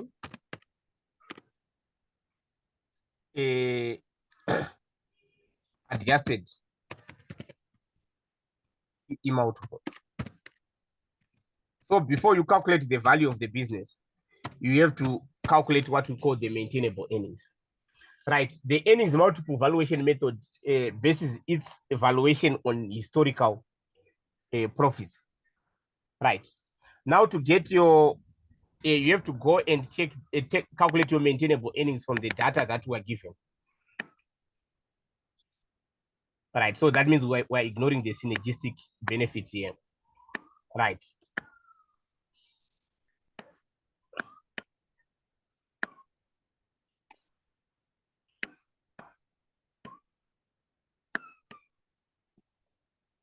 When we say earnings, we mean this profit for the year. Right. You'll be given the historical data. It can be for 10 years, 5 years, and stuff like that. Right. when you are calculating your maintainable earnings, you start from those earnings and reverse any ones of the items that took place in 2018, 2019, and 2020. Any items that do not occur occasionally. When we say maintainable earnings, we're talking about earnings that will continue into the future. So in our profit or loss, we have to take out anything that happened once off, which do not happen occasionally, which we don't expect to continue into the future. Right, so we're going to say a calculation of maintainable earnings.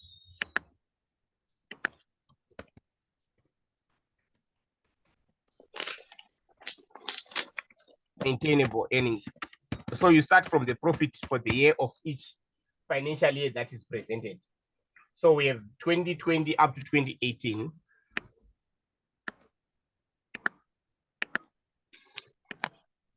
2020, 2019, 2018.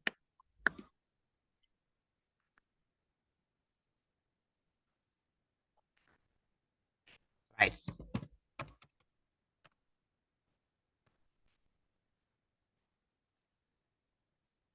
Right. Then we've got the profit for the year.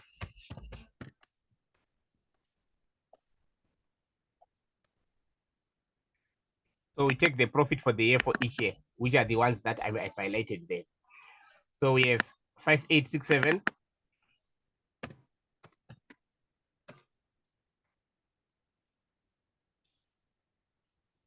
5667, 4967. Right. Then we get rid of all the once-off items after tax. Right. We are given here that the earnings, additional information on the new opportunity. Right. A cost of sales increased by 533,000 in 2018 as some of the company vehicles were out of service and had to be temporarily replaced by hired vehicles. So this is unusual. Under normal circumstances, this 533,000 could not have been incurred. So we have to adjust it. Then they said that all of the above amounts are net of tax and therefore tax implications on the above can be ignored. So we're not going to take the tax into account. So we'd say cost of sales.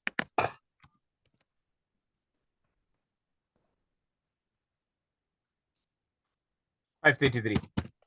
We add back because that was an abnormal increase in cost. So they increased by 533. So we have to, that means they reduce the profits. So to take them out, we have to add them back since they are cost. Right. In 2020, the company received a once-off government grant of 133,000 under a special program by the Department of Trade and Industry. So we'll have government grant.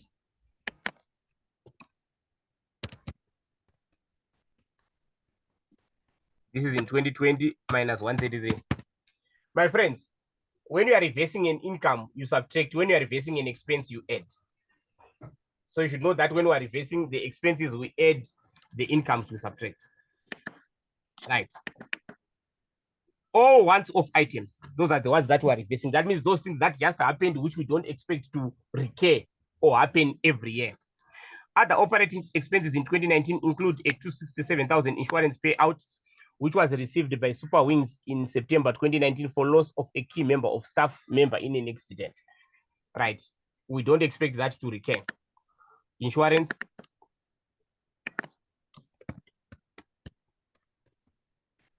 In 2019, 267, we add back.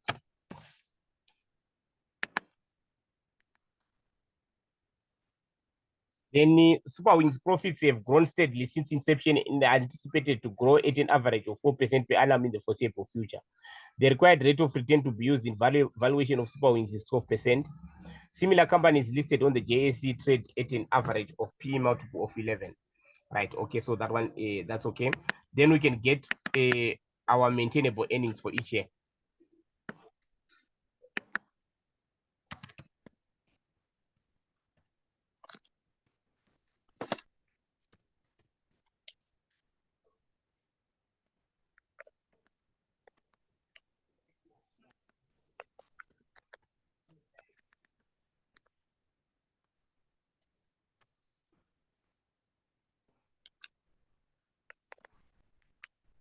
Right. Now, we should know that if there is a trend,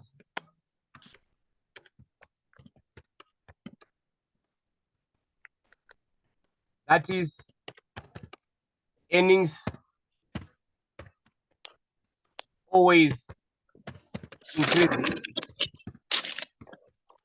or earnings always decreasing, the maintainable earnings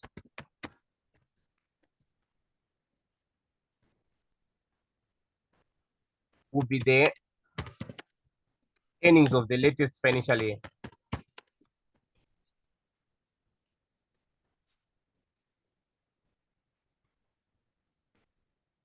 Will be the earnings of the latest financial year.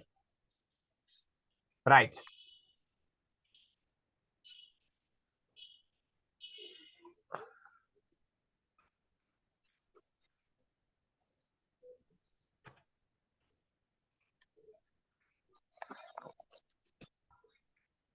Then if there is no trend,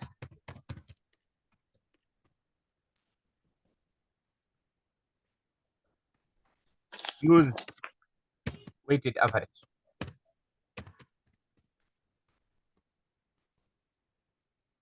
Right. Now, if you can see here, there is no trend. Why am I saying there's no trend? From 2018 to 2019, there was an increase. Then from 2019 to 2018, there was a decrease. So there's no trend. But if it had also increased in 2020, then we're going to take the 2020 figure and make it our a maintainable earnings. But because they are just zigzagging, up, down, you don't take the current year, you have to use the weighted average. So we're saying because there's no trend,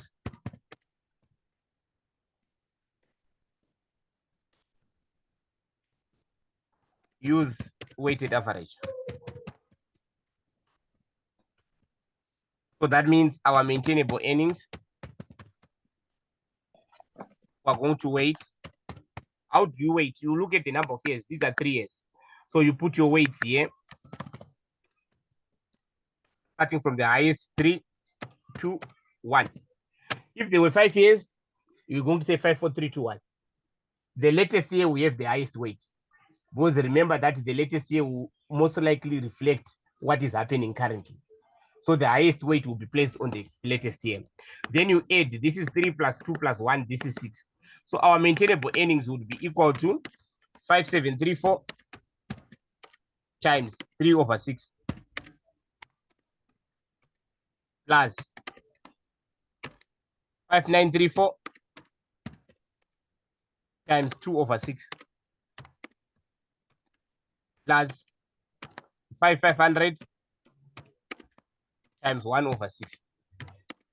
So, but if they were increasing or decreasing, we're just going to take this one for 2020. But because there's an increase, decrease, then we would have to use the weighted average. So what do we get on our weighted average?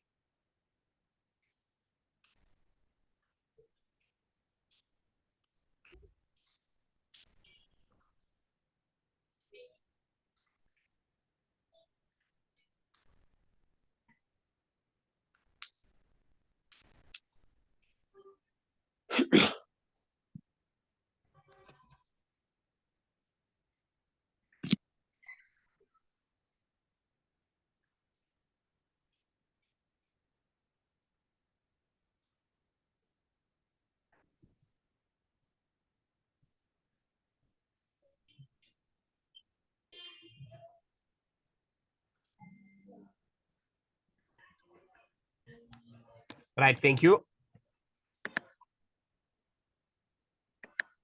5762. So this will be the maintainable earnings. So we found one part of our formula.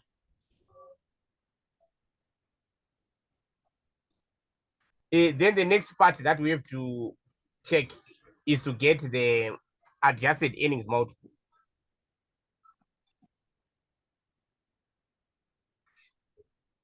Right. To get our adjusted multiple, any questions on the maintainable earnings? So they'll always give you the items that are once off, then you reverse them.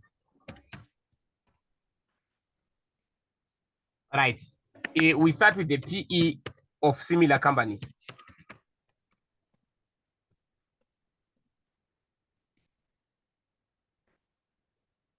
Right. We're told that the price earnings multiple of similar companies is 11.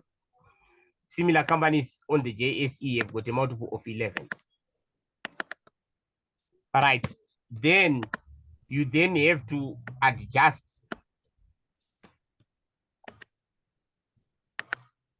for what you call positive factors and negative factors. So this part is subjective. You look at the unique things about the organ, like the positive factors are like strengths that the company has over other companies, and the negative factors are like a weaknesses that are on the company, which you can identify from the scenario, right? Then if it's a positive factor, it will add to your earnings multiple. If it's a negative factor, it will subtract to your earnings multiple, right? So we can say there is a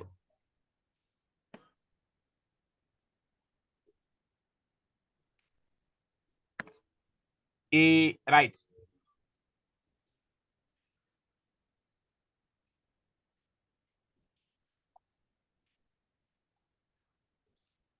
There are two things here. The owner is leaving. You never know what the special qualities that he had, which made the the the business a kick. And also there was a key man who passed on. Okay, so we can say lifelong owner retiring. That can be a major minus. So you can put a -1 or a +1 or minus. It's just subjective, depending on how you think the point is so strong. But from my own viewpoint, someone who started the firm going and who has been there through and through, he has got some secrets that he was making sure that the business survives. So that can be a very strong point. So that's why I put a -2. So normally play with the +1, +2, or you can even put even a halfway point.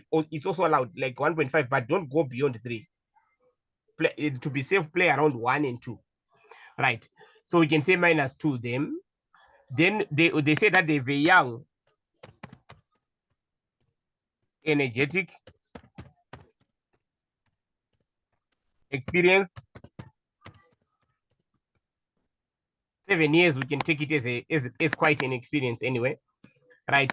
These young, talented managers were told that they've got a young, dynamic, energetic, and passionate, and they've been okay. The employees.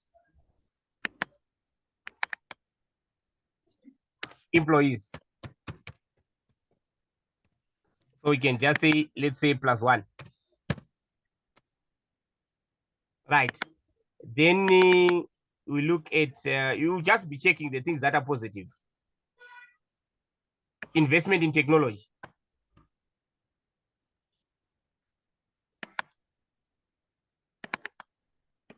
Investment in technology.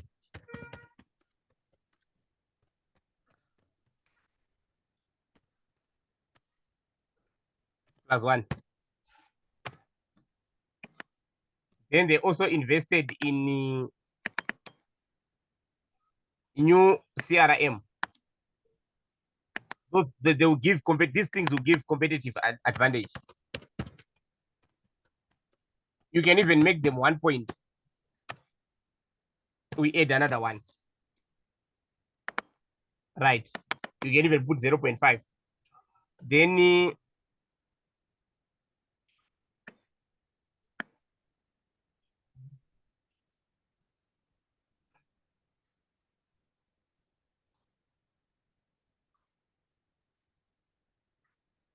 right, let's see.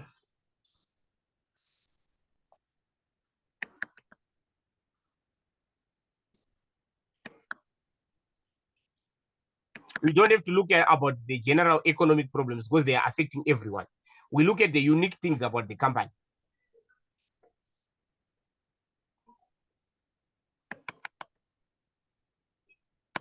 Right. You can also look at if there was declining profits, then you were also going to also comment. But we can't talk about the profits because they've been zigzag for now. In the balance sheet, you can check your levels of debt.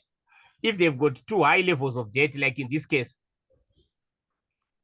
let's see first. I can't just conclude them. No, their equity is 25 and their liabilities are only 2,000. So that means they are lowly geared. So you can just say low gearing, that's an advantage because there will be a low financial risk. +1. My friends, if the liabilities were too high, then there is high gearing, which poses a financial risk. Then in that case, we're going to put it as a negative factor and put a minus there. Right.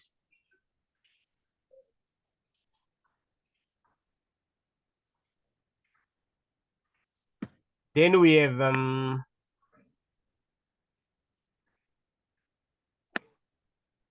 loss of key member of staff.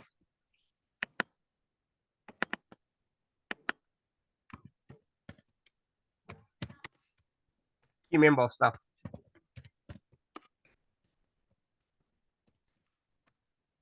-1.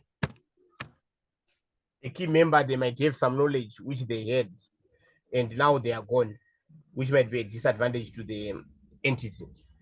Right. I think those are the factors that I get from this question, the positive and negative. Then we get our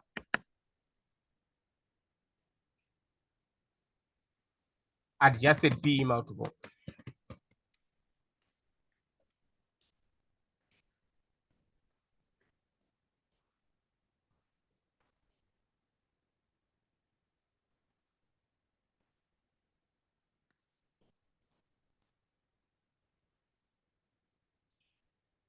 Right, so that is 12. So these are subjective things. So you find that you will never go wrong. So you should take advantage of that. Right. Then we can now find the value of the firm.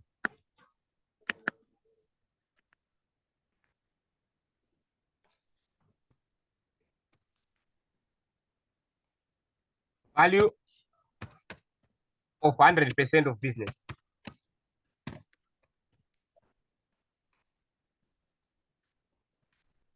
Which is 12 times our maintainable earnings, which we got 5762. What do we get?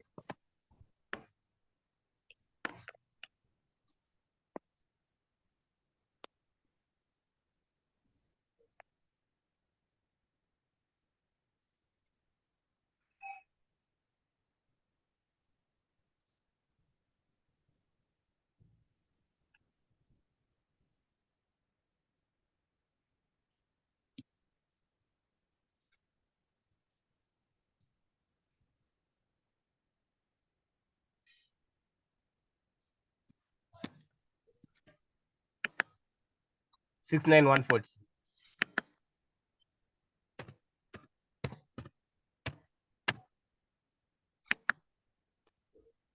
Someone is getting 469. I think 469 is way off. It can't be. It's around 60. I think there's a mistake there.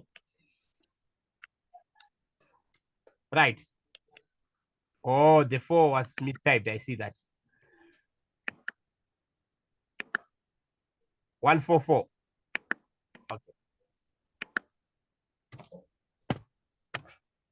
right? Then to this amount, you then add what we call, you then subtract what we call marketability discount if the company is not a listed company. What does that mean? It means the shares cannot be easily marketed. That means if you go in, if you want to sell, you cannot easily sell. So this one is a private company. So we're going to include a marketability discount. So we can say marketability discount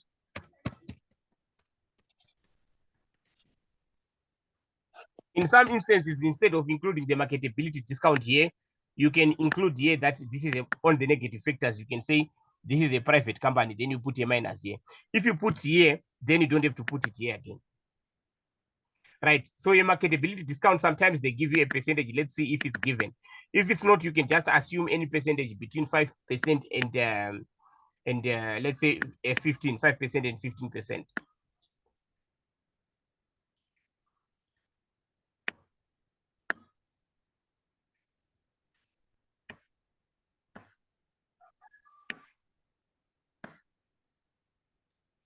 Were not given.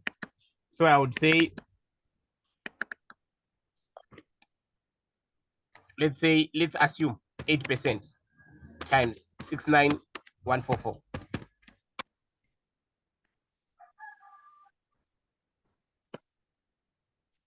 What do we get?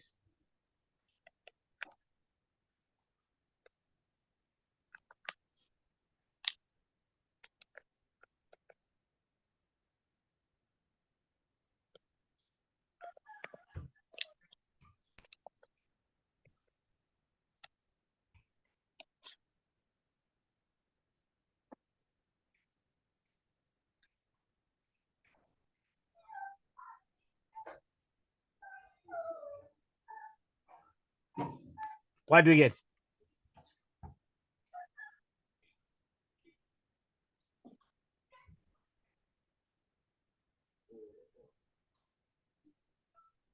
Thank you. 5532. So, but please check if you are given a percentage first. Right, then we get the value after the marketability discount.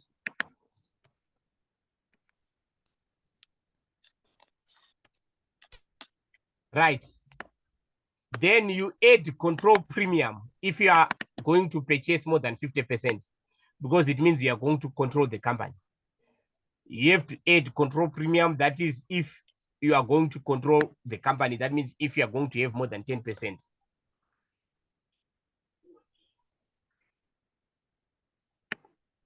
Right, let's see.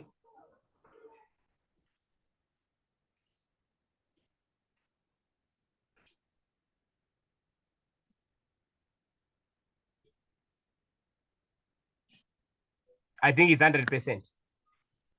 So there's a control premium. Add control premium. So you add control premium as long as the stake being bought is more than 50%. As long as we can just say it's an assumed, if it's not given, sometimes it's given, multiplied by 10%, 10%. So let's just, so we can just say 6361. Then we get our value of business. So these are, you can just assume them if you're not given. So please don't stress when you get when you are doing your revision and then you see where is the 8% and the 10%, please, I've just assumed them. They are not on the question. Even you in your exam, you are allowed to assume them if they are not given on the question. Because always, if the company is a private company, there will be a marketability discount. If the company, you are going to buy more than 50%, there will be a control premium.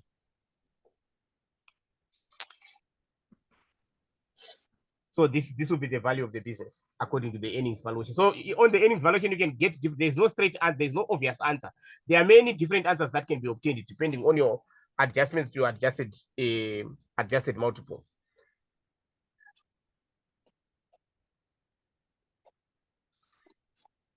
Any questions?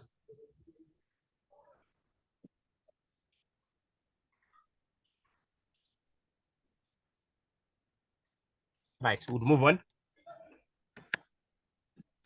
So that's the earnings valuation method.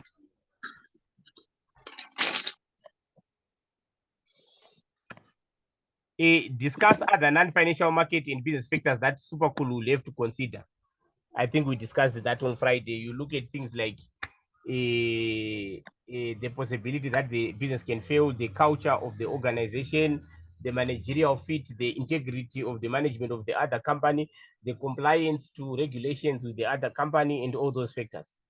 So please, you can look at that. Discuss the risks that Supercool should consider before making the business acquisition. There are operational risks that the business might not be able to, maybe the machinery might not work as expected, or load shedding may affect the performance of the company. There are risks such as the financial risks, that their debts, they might not be able to pay debts. There are also risks that maybe they might be undisclosed liabilities, which you only discover when you start working with the company. All that. Then state the reasons why the earnings multiple is an appropriate valuation method for Super Wings. Also noting the limitations of this valuation method. Right? Earnings multiple, it can be appropriate if we know the historical data of the organization and we are given that historical data. And if you know the strengths and weaknesses of that company, of which we could be able to establish them from the scenario. But the disadvantage of this method is that it depends on historical data. As you saw that we're dealing with 2018, 19, 20, it doesn't look at the future. You might find that the future might be bleak. So even if you are dealing with a company whereby things are now bad, their going concern is now in doubt, you are judging it based on the past, which might not reflect what will come in the future. So that is the major weakness of the price earnings multiple method, because it mainly focuses on what happened in the past, of which things can be able to change within the future. And it doesn't take into account the future cash flows associated with the asset. So you can just, for the sake of time, I will just leave that. You can just try to deal with that. Right. Then the last part that I can deal with is B. Right, my friends, I'm not going to do E. You can just refer to our recording on Friday. We did this on Friday, determining the present value of the synergistic benefits between Supercool and whatever. You can go to the recording and then you come on this and deal with this. That land will be sold. Then there's distribution and whatever cost savings, legal and other related costs. It's exactly, actually, it's almost exactly maintenance of buildings 750. Next 2 years, I think it's exactly the same as what we're doing that day. Only that the year they are now not talking about the wages. So please, for the last part, you can deal with go to our recording and then recalculate using these figures. Right. So I will do this one. That will be the last one. And also, please remember to do. Remember also to deal with the NPV and IRR.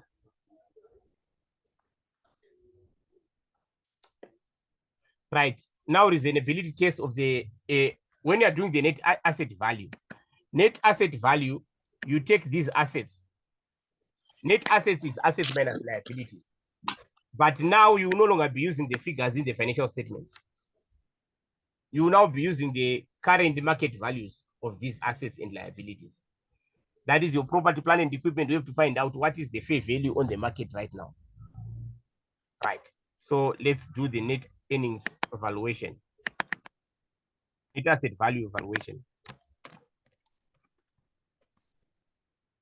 Net asset value.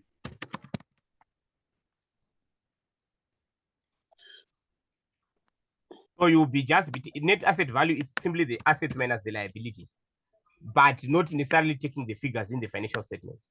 You will now be taking into account any market value adjustments. Right. For example, the property. So let's start from the beginning with property, plant, and equipment of 13,260. We are told that the PPE book value 2.667, market value 28, selling cost 0.5%.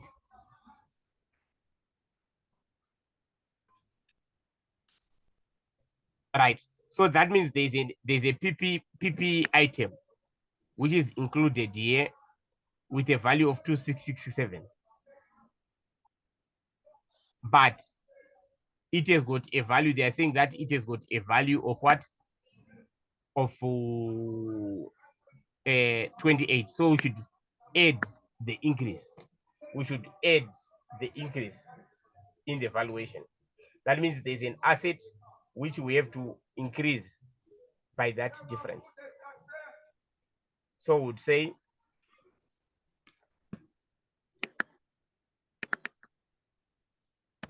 property, plant, and equipment.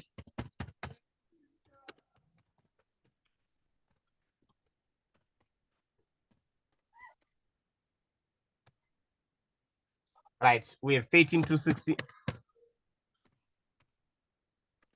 Then plus the difference between those two.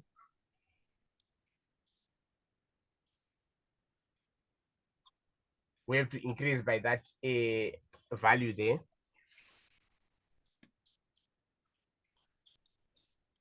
$28,267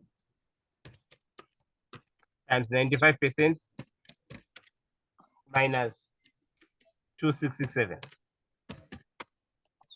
Right, I want you to see where I'm getting my 95%. They are saying that, oh, no, not 95%, sorry. Selling cost is 0.5%, so it's not 95%, so times 99.5%.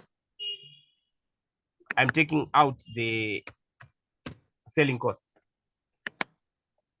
So that will be times 19. I've taken out the 0.5. So what do we get?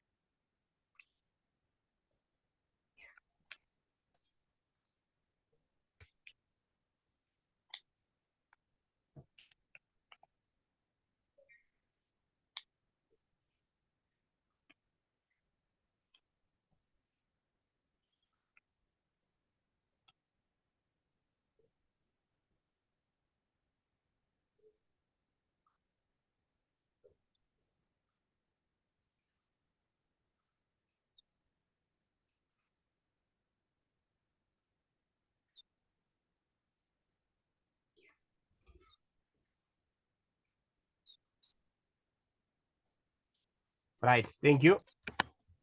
38,719.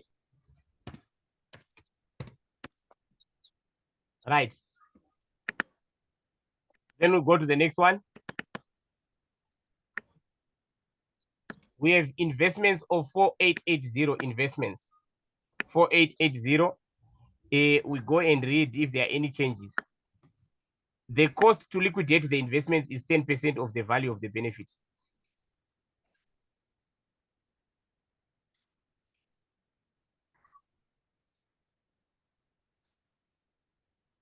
Right. So we can say what? We can take the value and then we multiply by 90%. That is the 4880 times 90%. Take out the cost. So investments.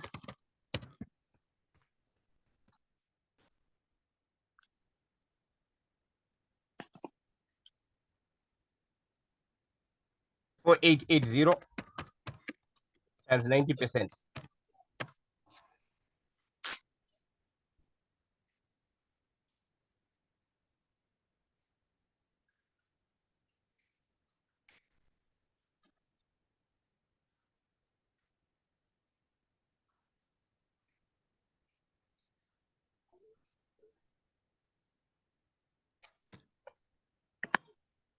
For 392.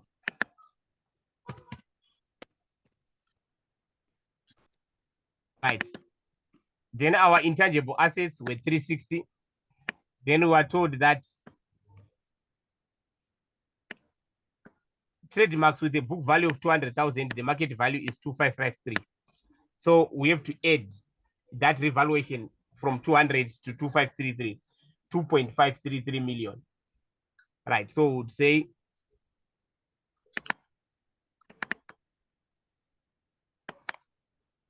trademarks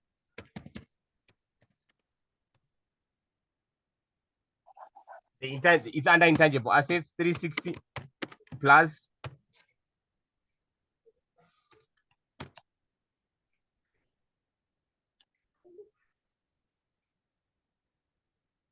that is 2533 minus 200. What do we get?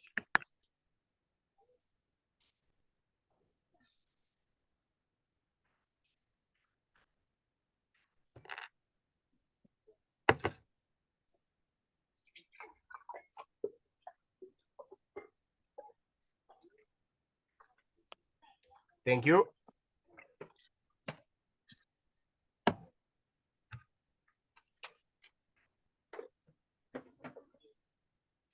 Right, that is 2693.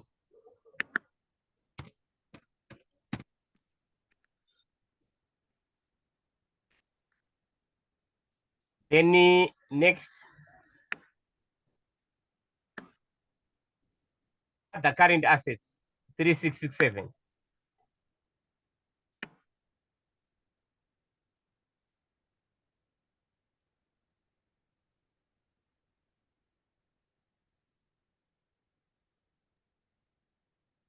I think they said all the remaining assets could be sold at carrying value.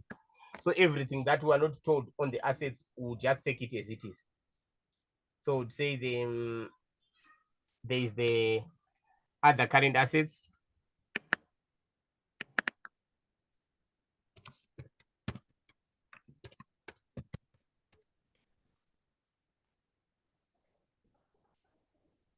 Is 667.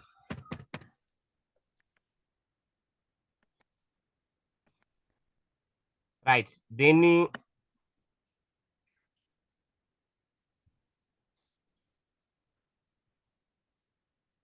trade and other receivables of 2180.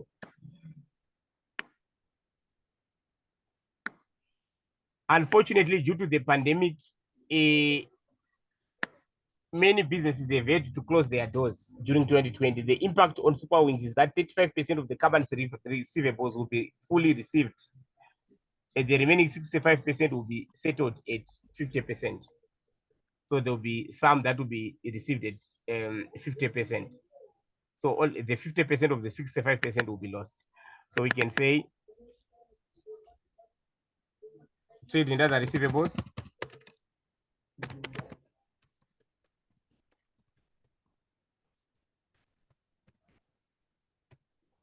that means our receivables of 2180, then we subtract 2180 times 65% times 50%, because half of the 65% will not be recovered. What do we get?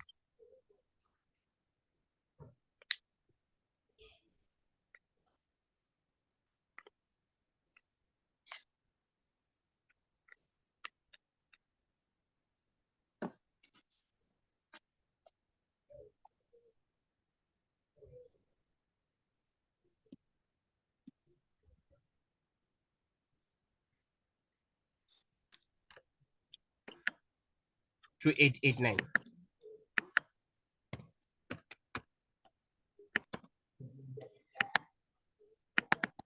Then we have cash and cash equivalents 3406. This one, take it as it is.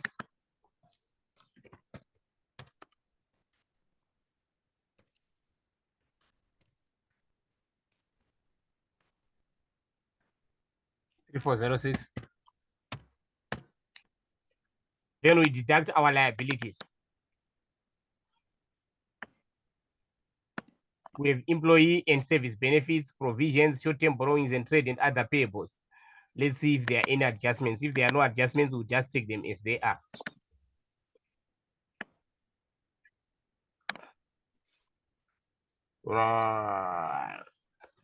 the company will settle all its other liabilities at carrying value. The benefit owed to the staff of Super Wings who are due to retire in December is 5 million. Right.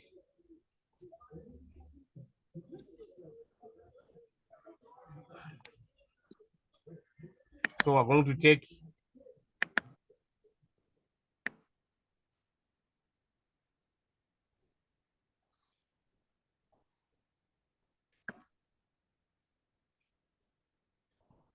employee end of service benefits.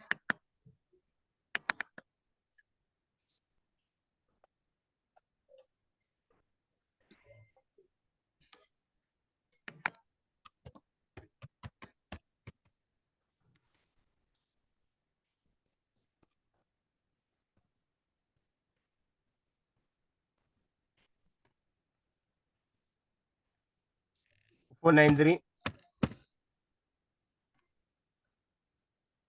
provisions. Sorry, liabilities we subtract.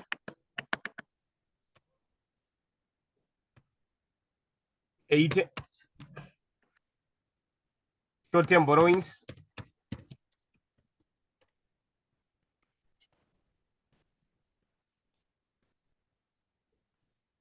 173. I'm just taking them as they are on the question paper. Trade and other payables.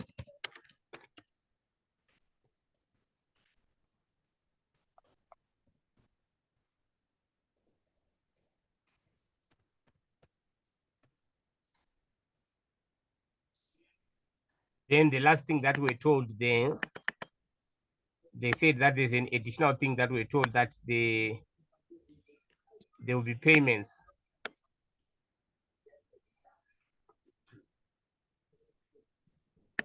Benefits to retiring members.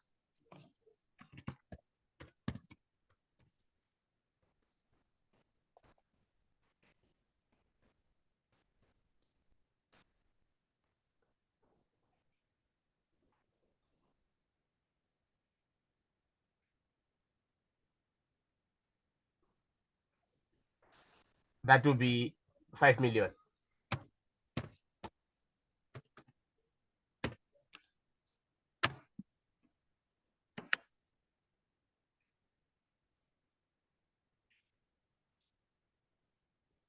Trade and other receivables 1472. Do you mean this calculation here? Yeah, I think it can be 2889. It has to be less than 2180. I would go for your 1472. I think there's a mistake there. Maybe the person by mistake added instead of subtracting.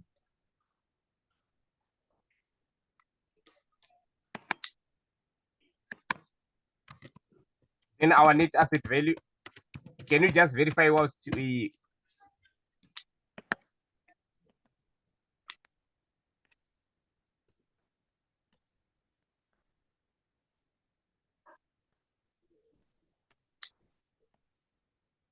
This is the value according to the net asset value.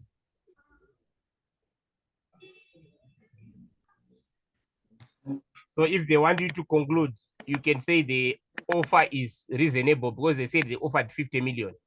So the value of that business is around that 50 million.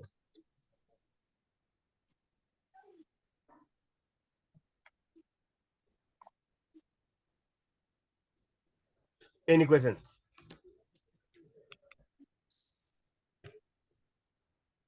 Right. If you don't have any questions, then can you try to also do the questions?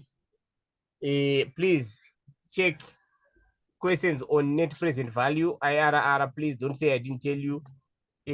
Also know your ratios. I think I sent you the document with all the ratios. Also, and they are also in your study guide. So also know your ratios because they can ask any ratio. Then you have to know what I've told you, that the IRR, the NPV, you should be able to calculate, and the and the ratios actually. Those are the things that I've left off.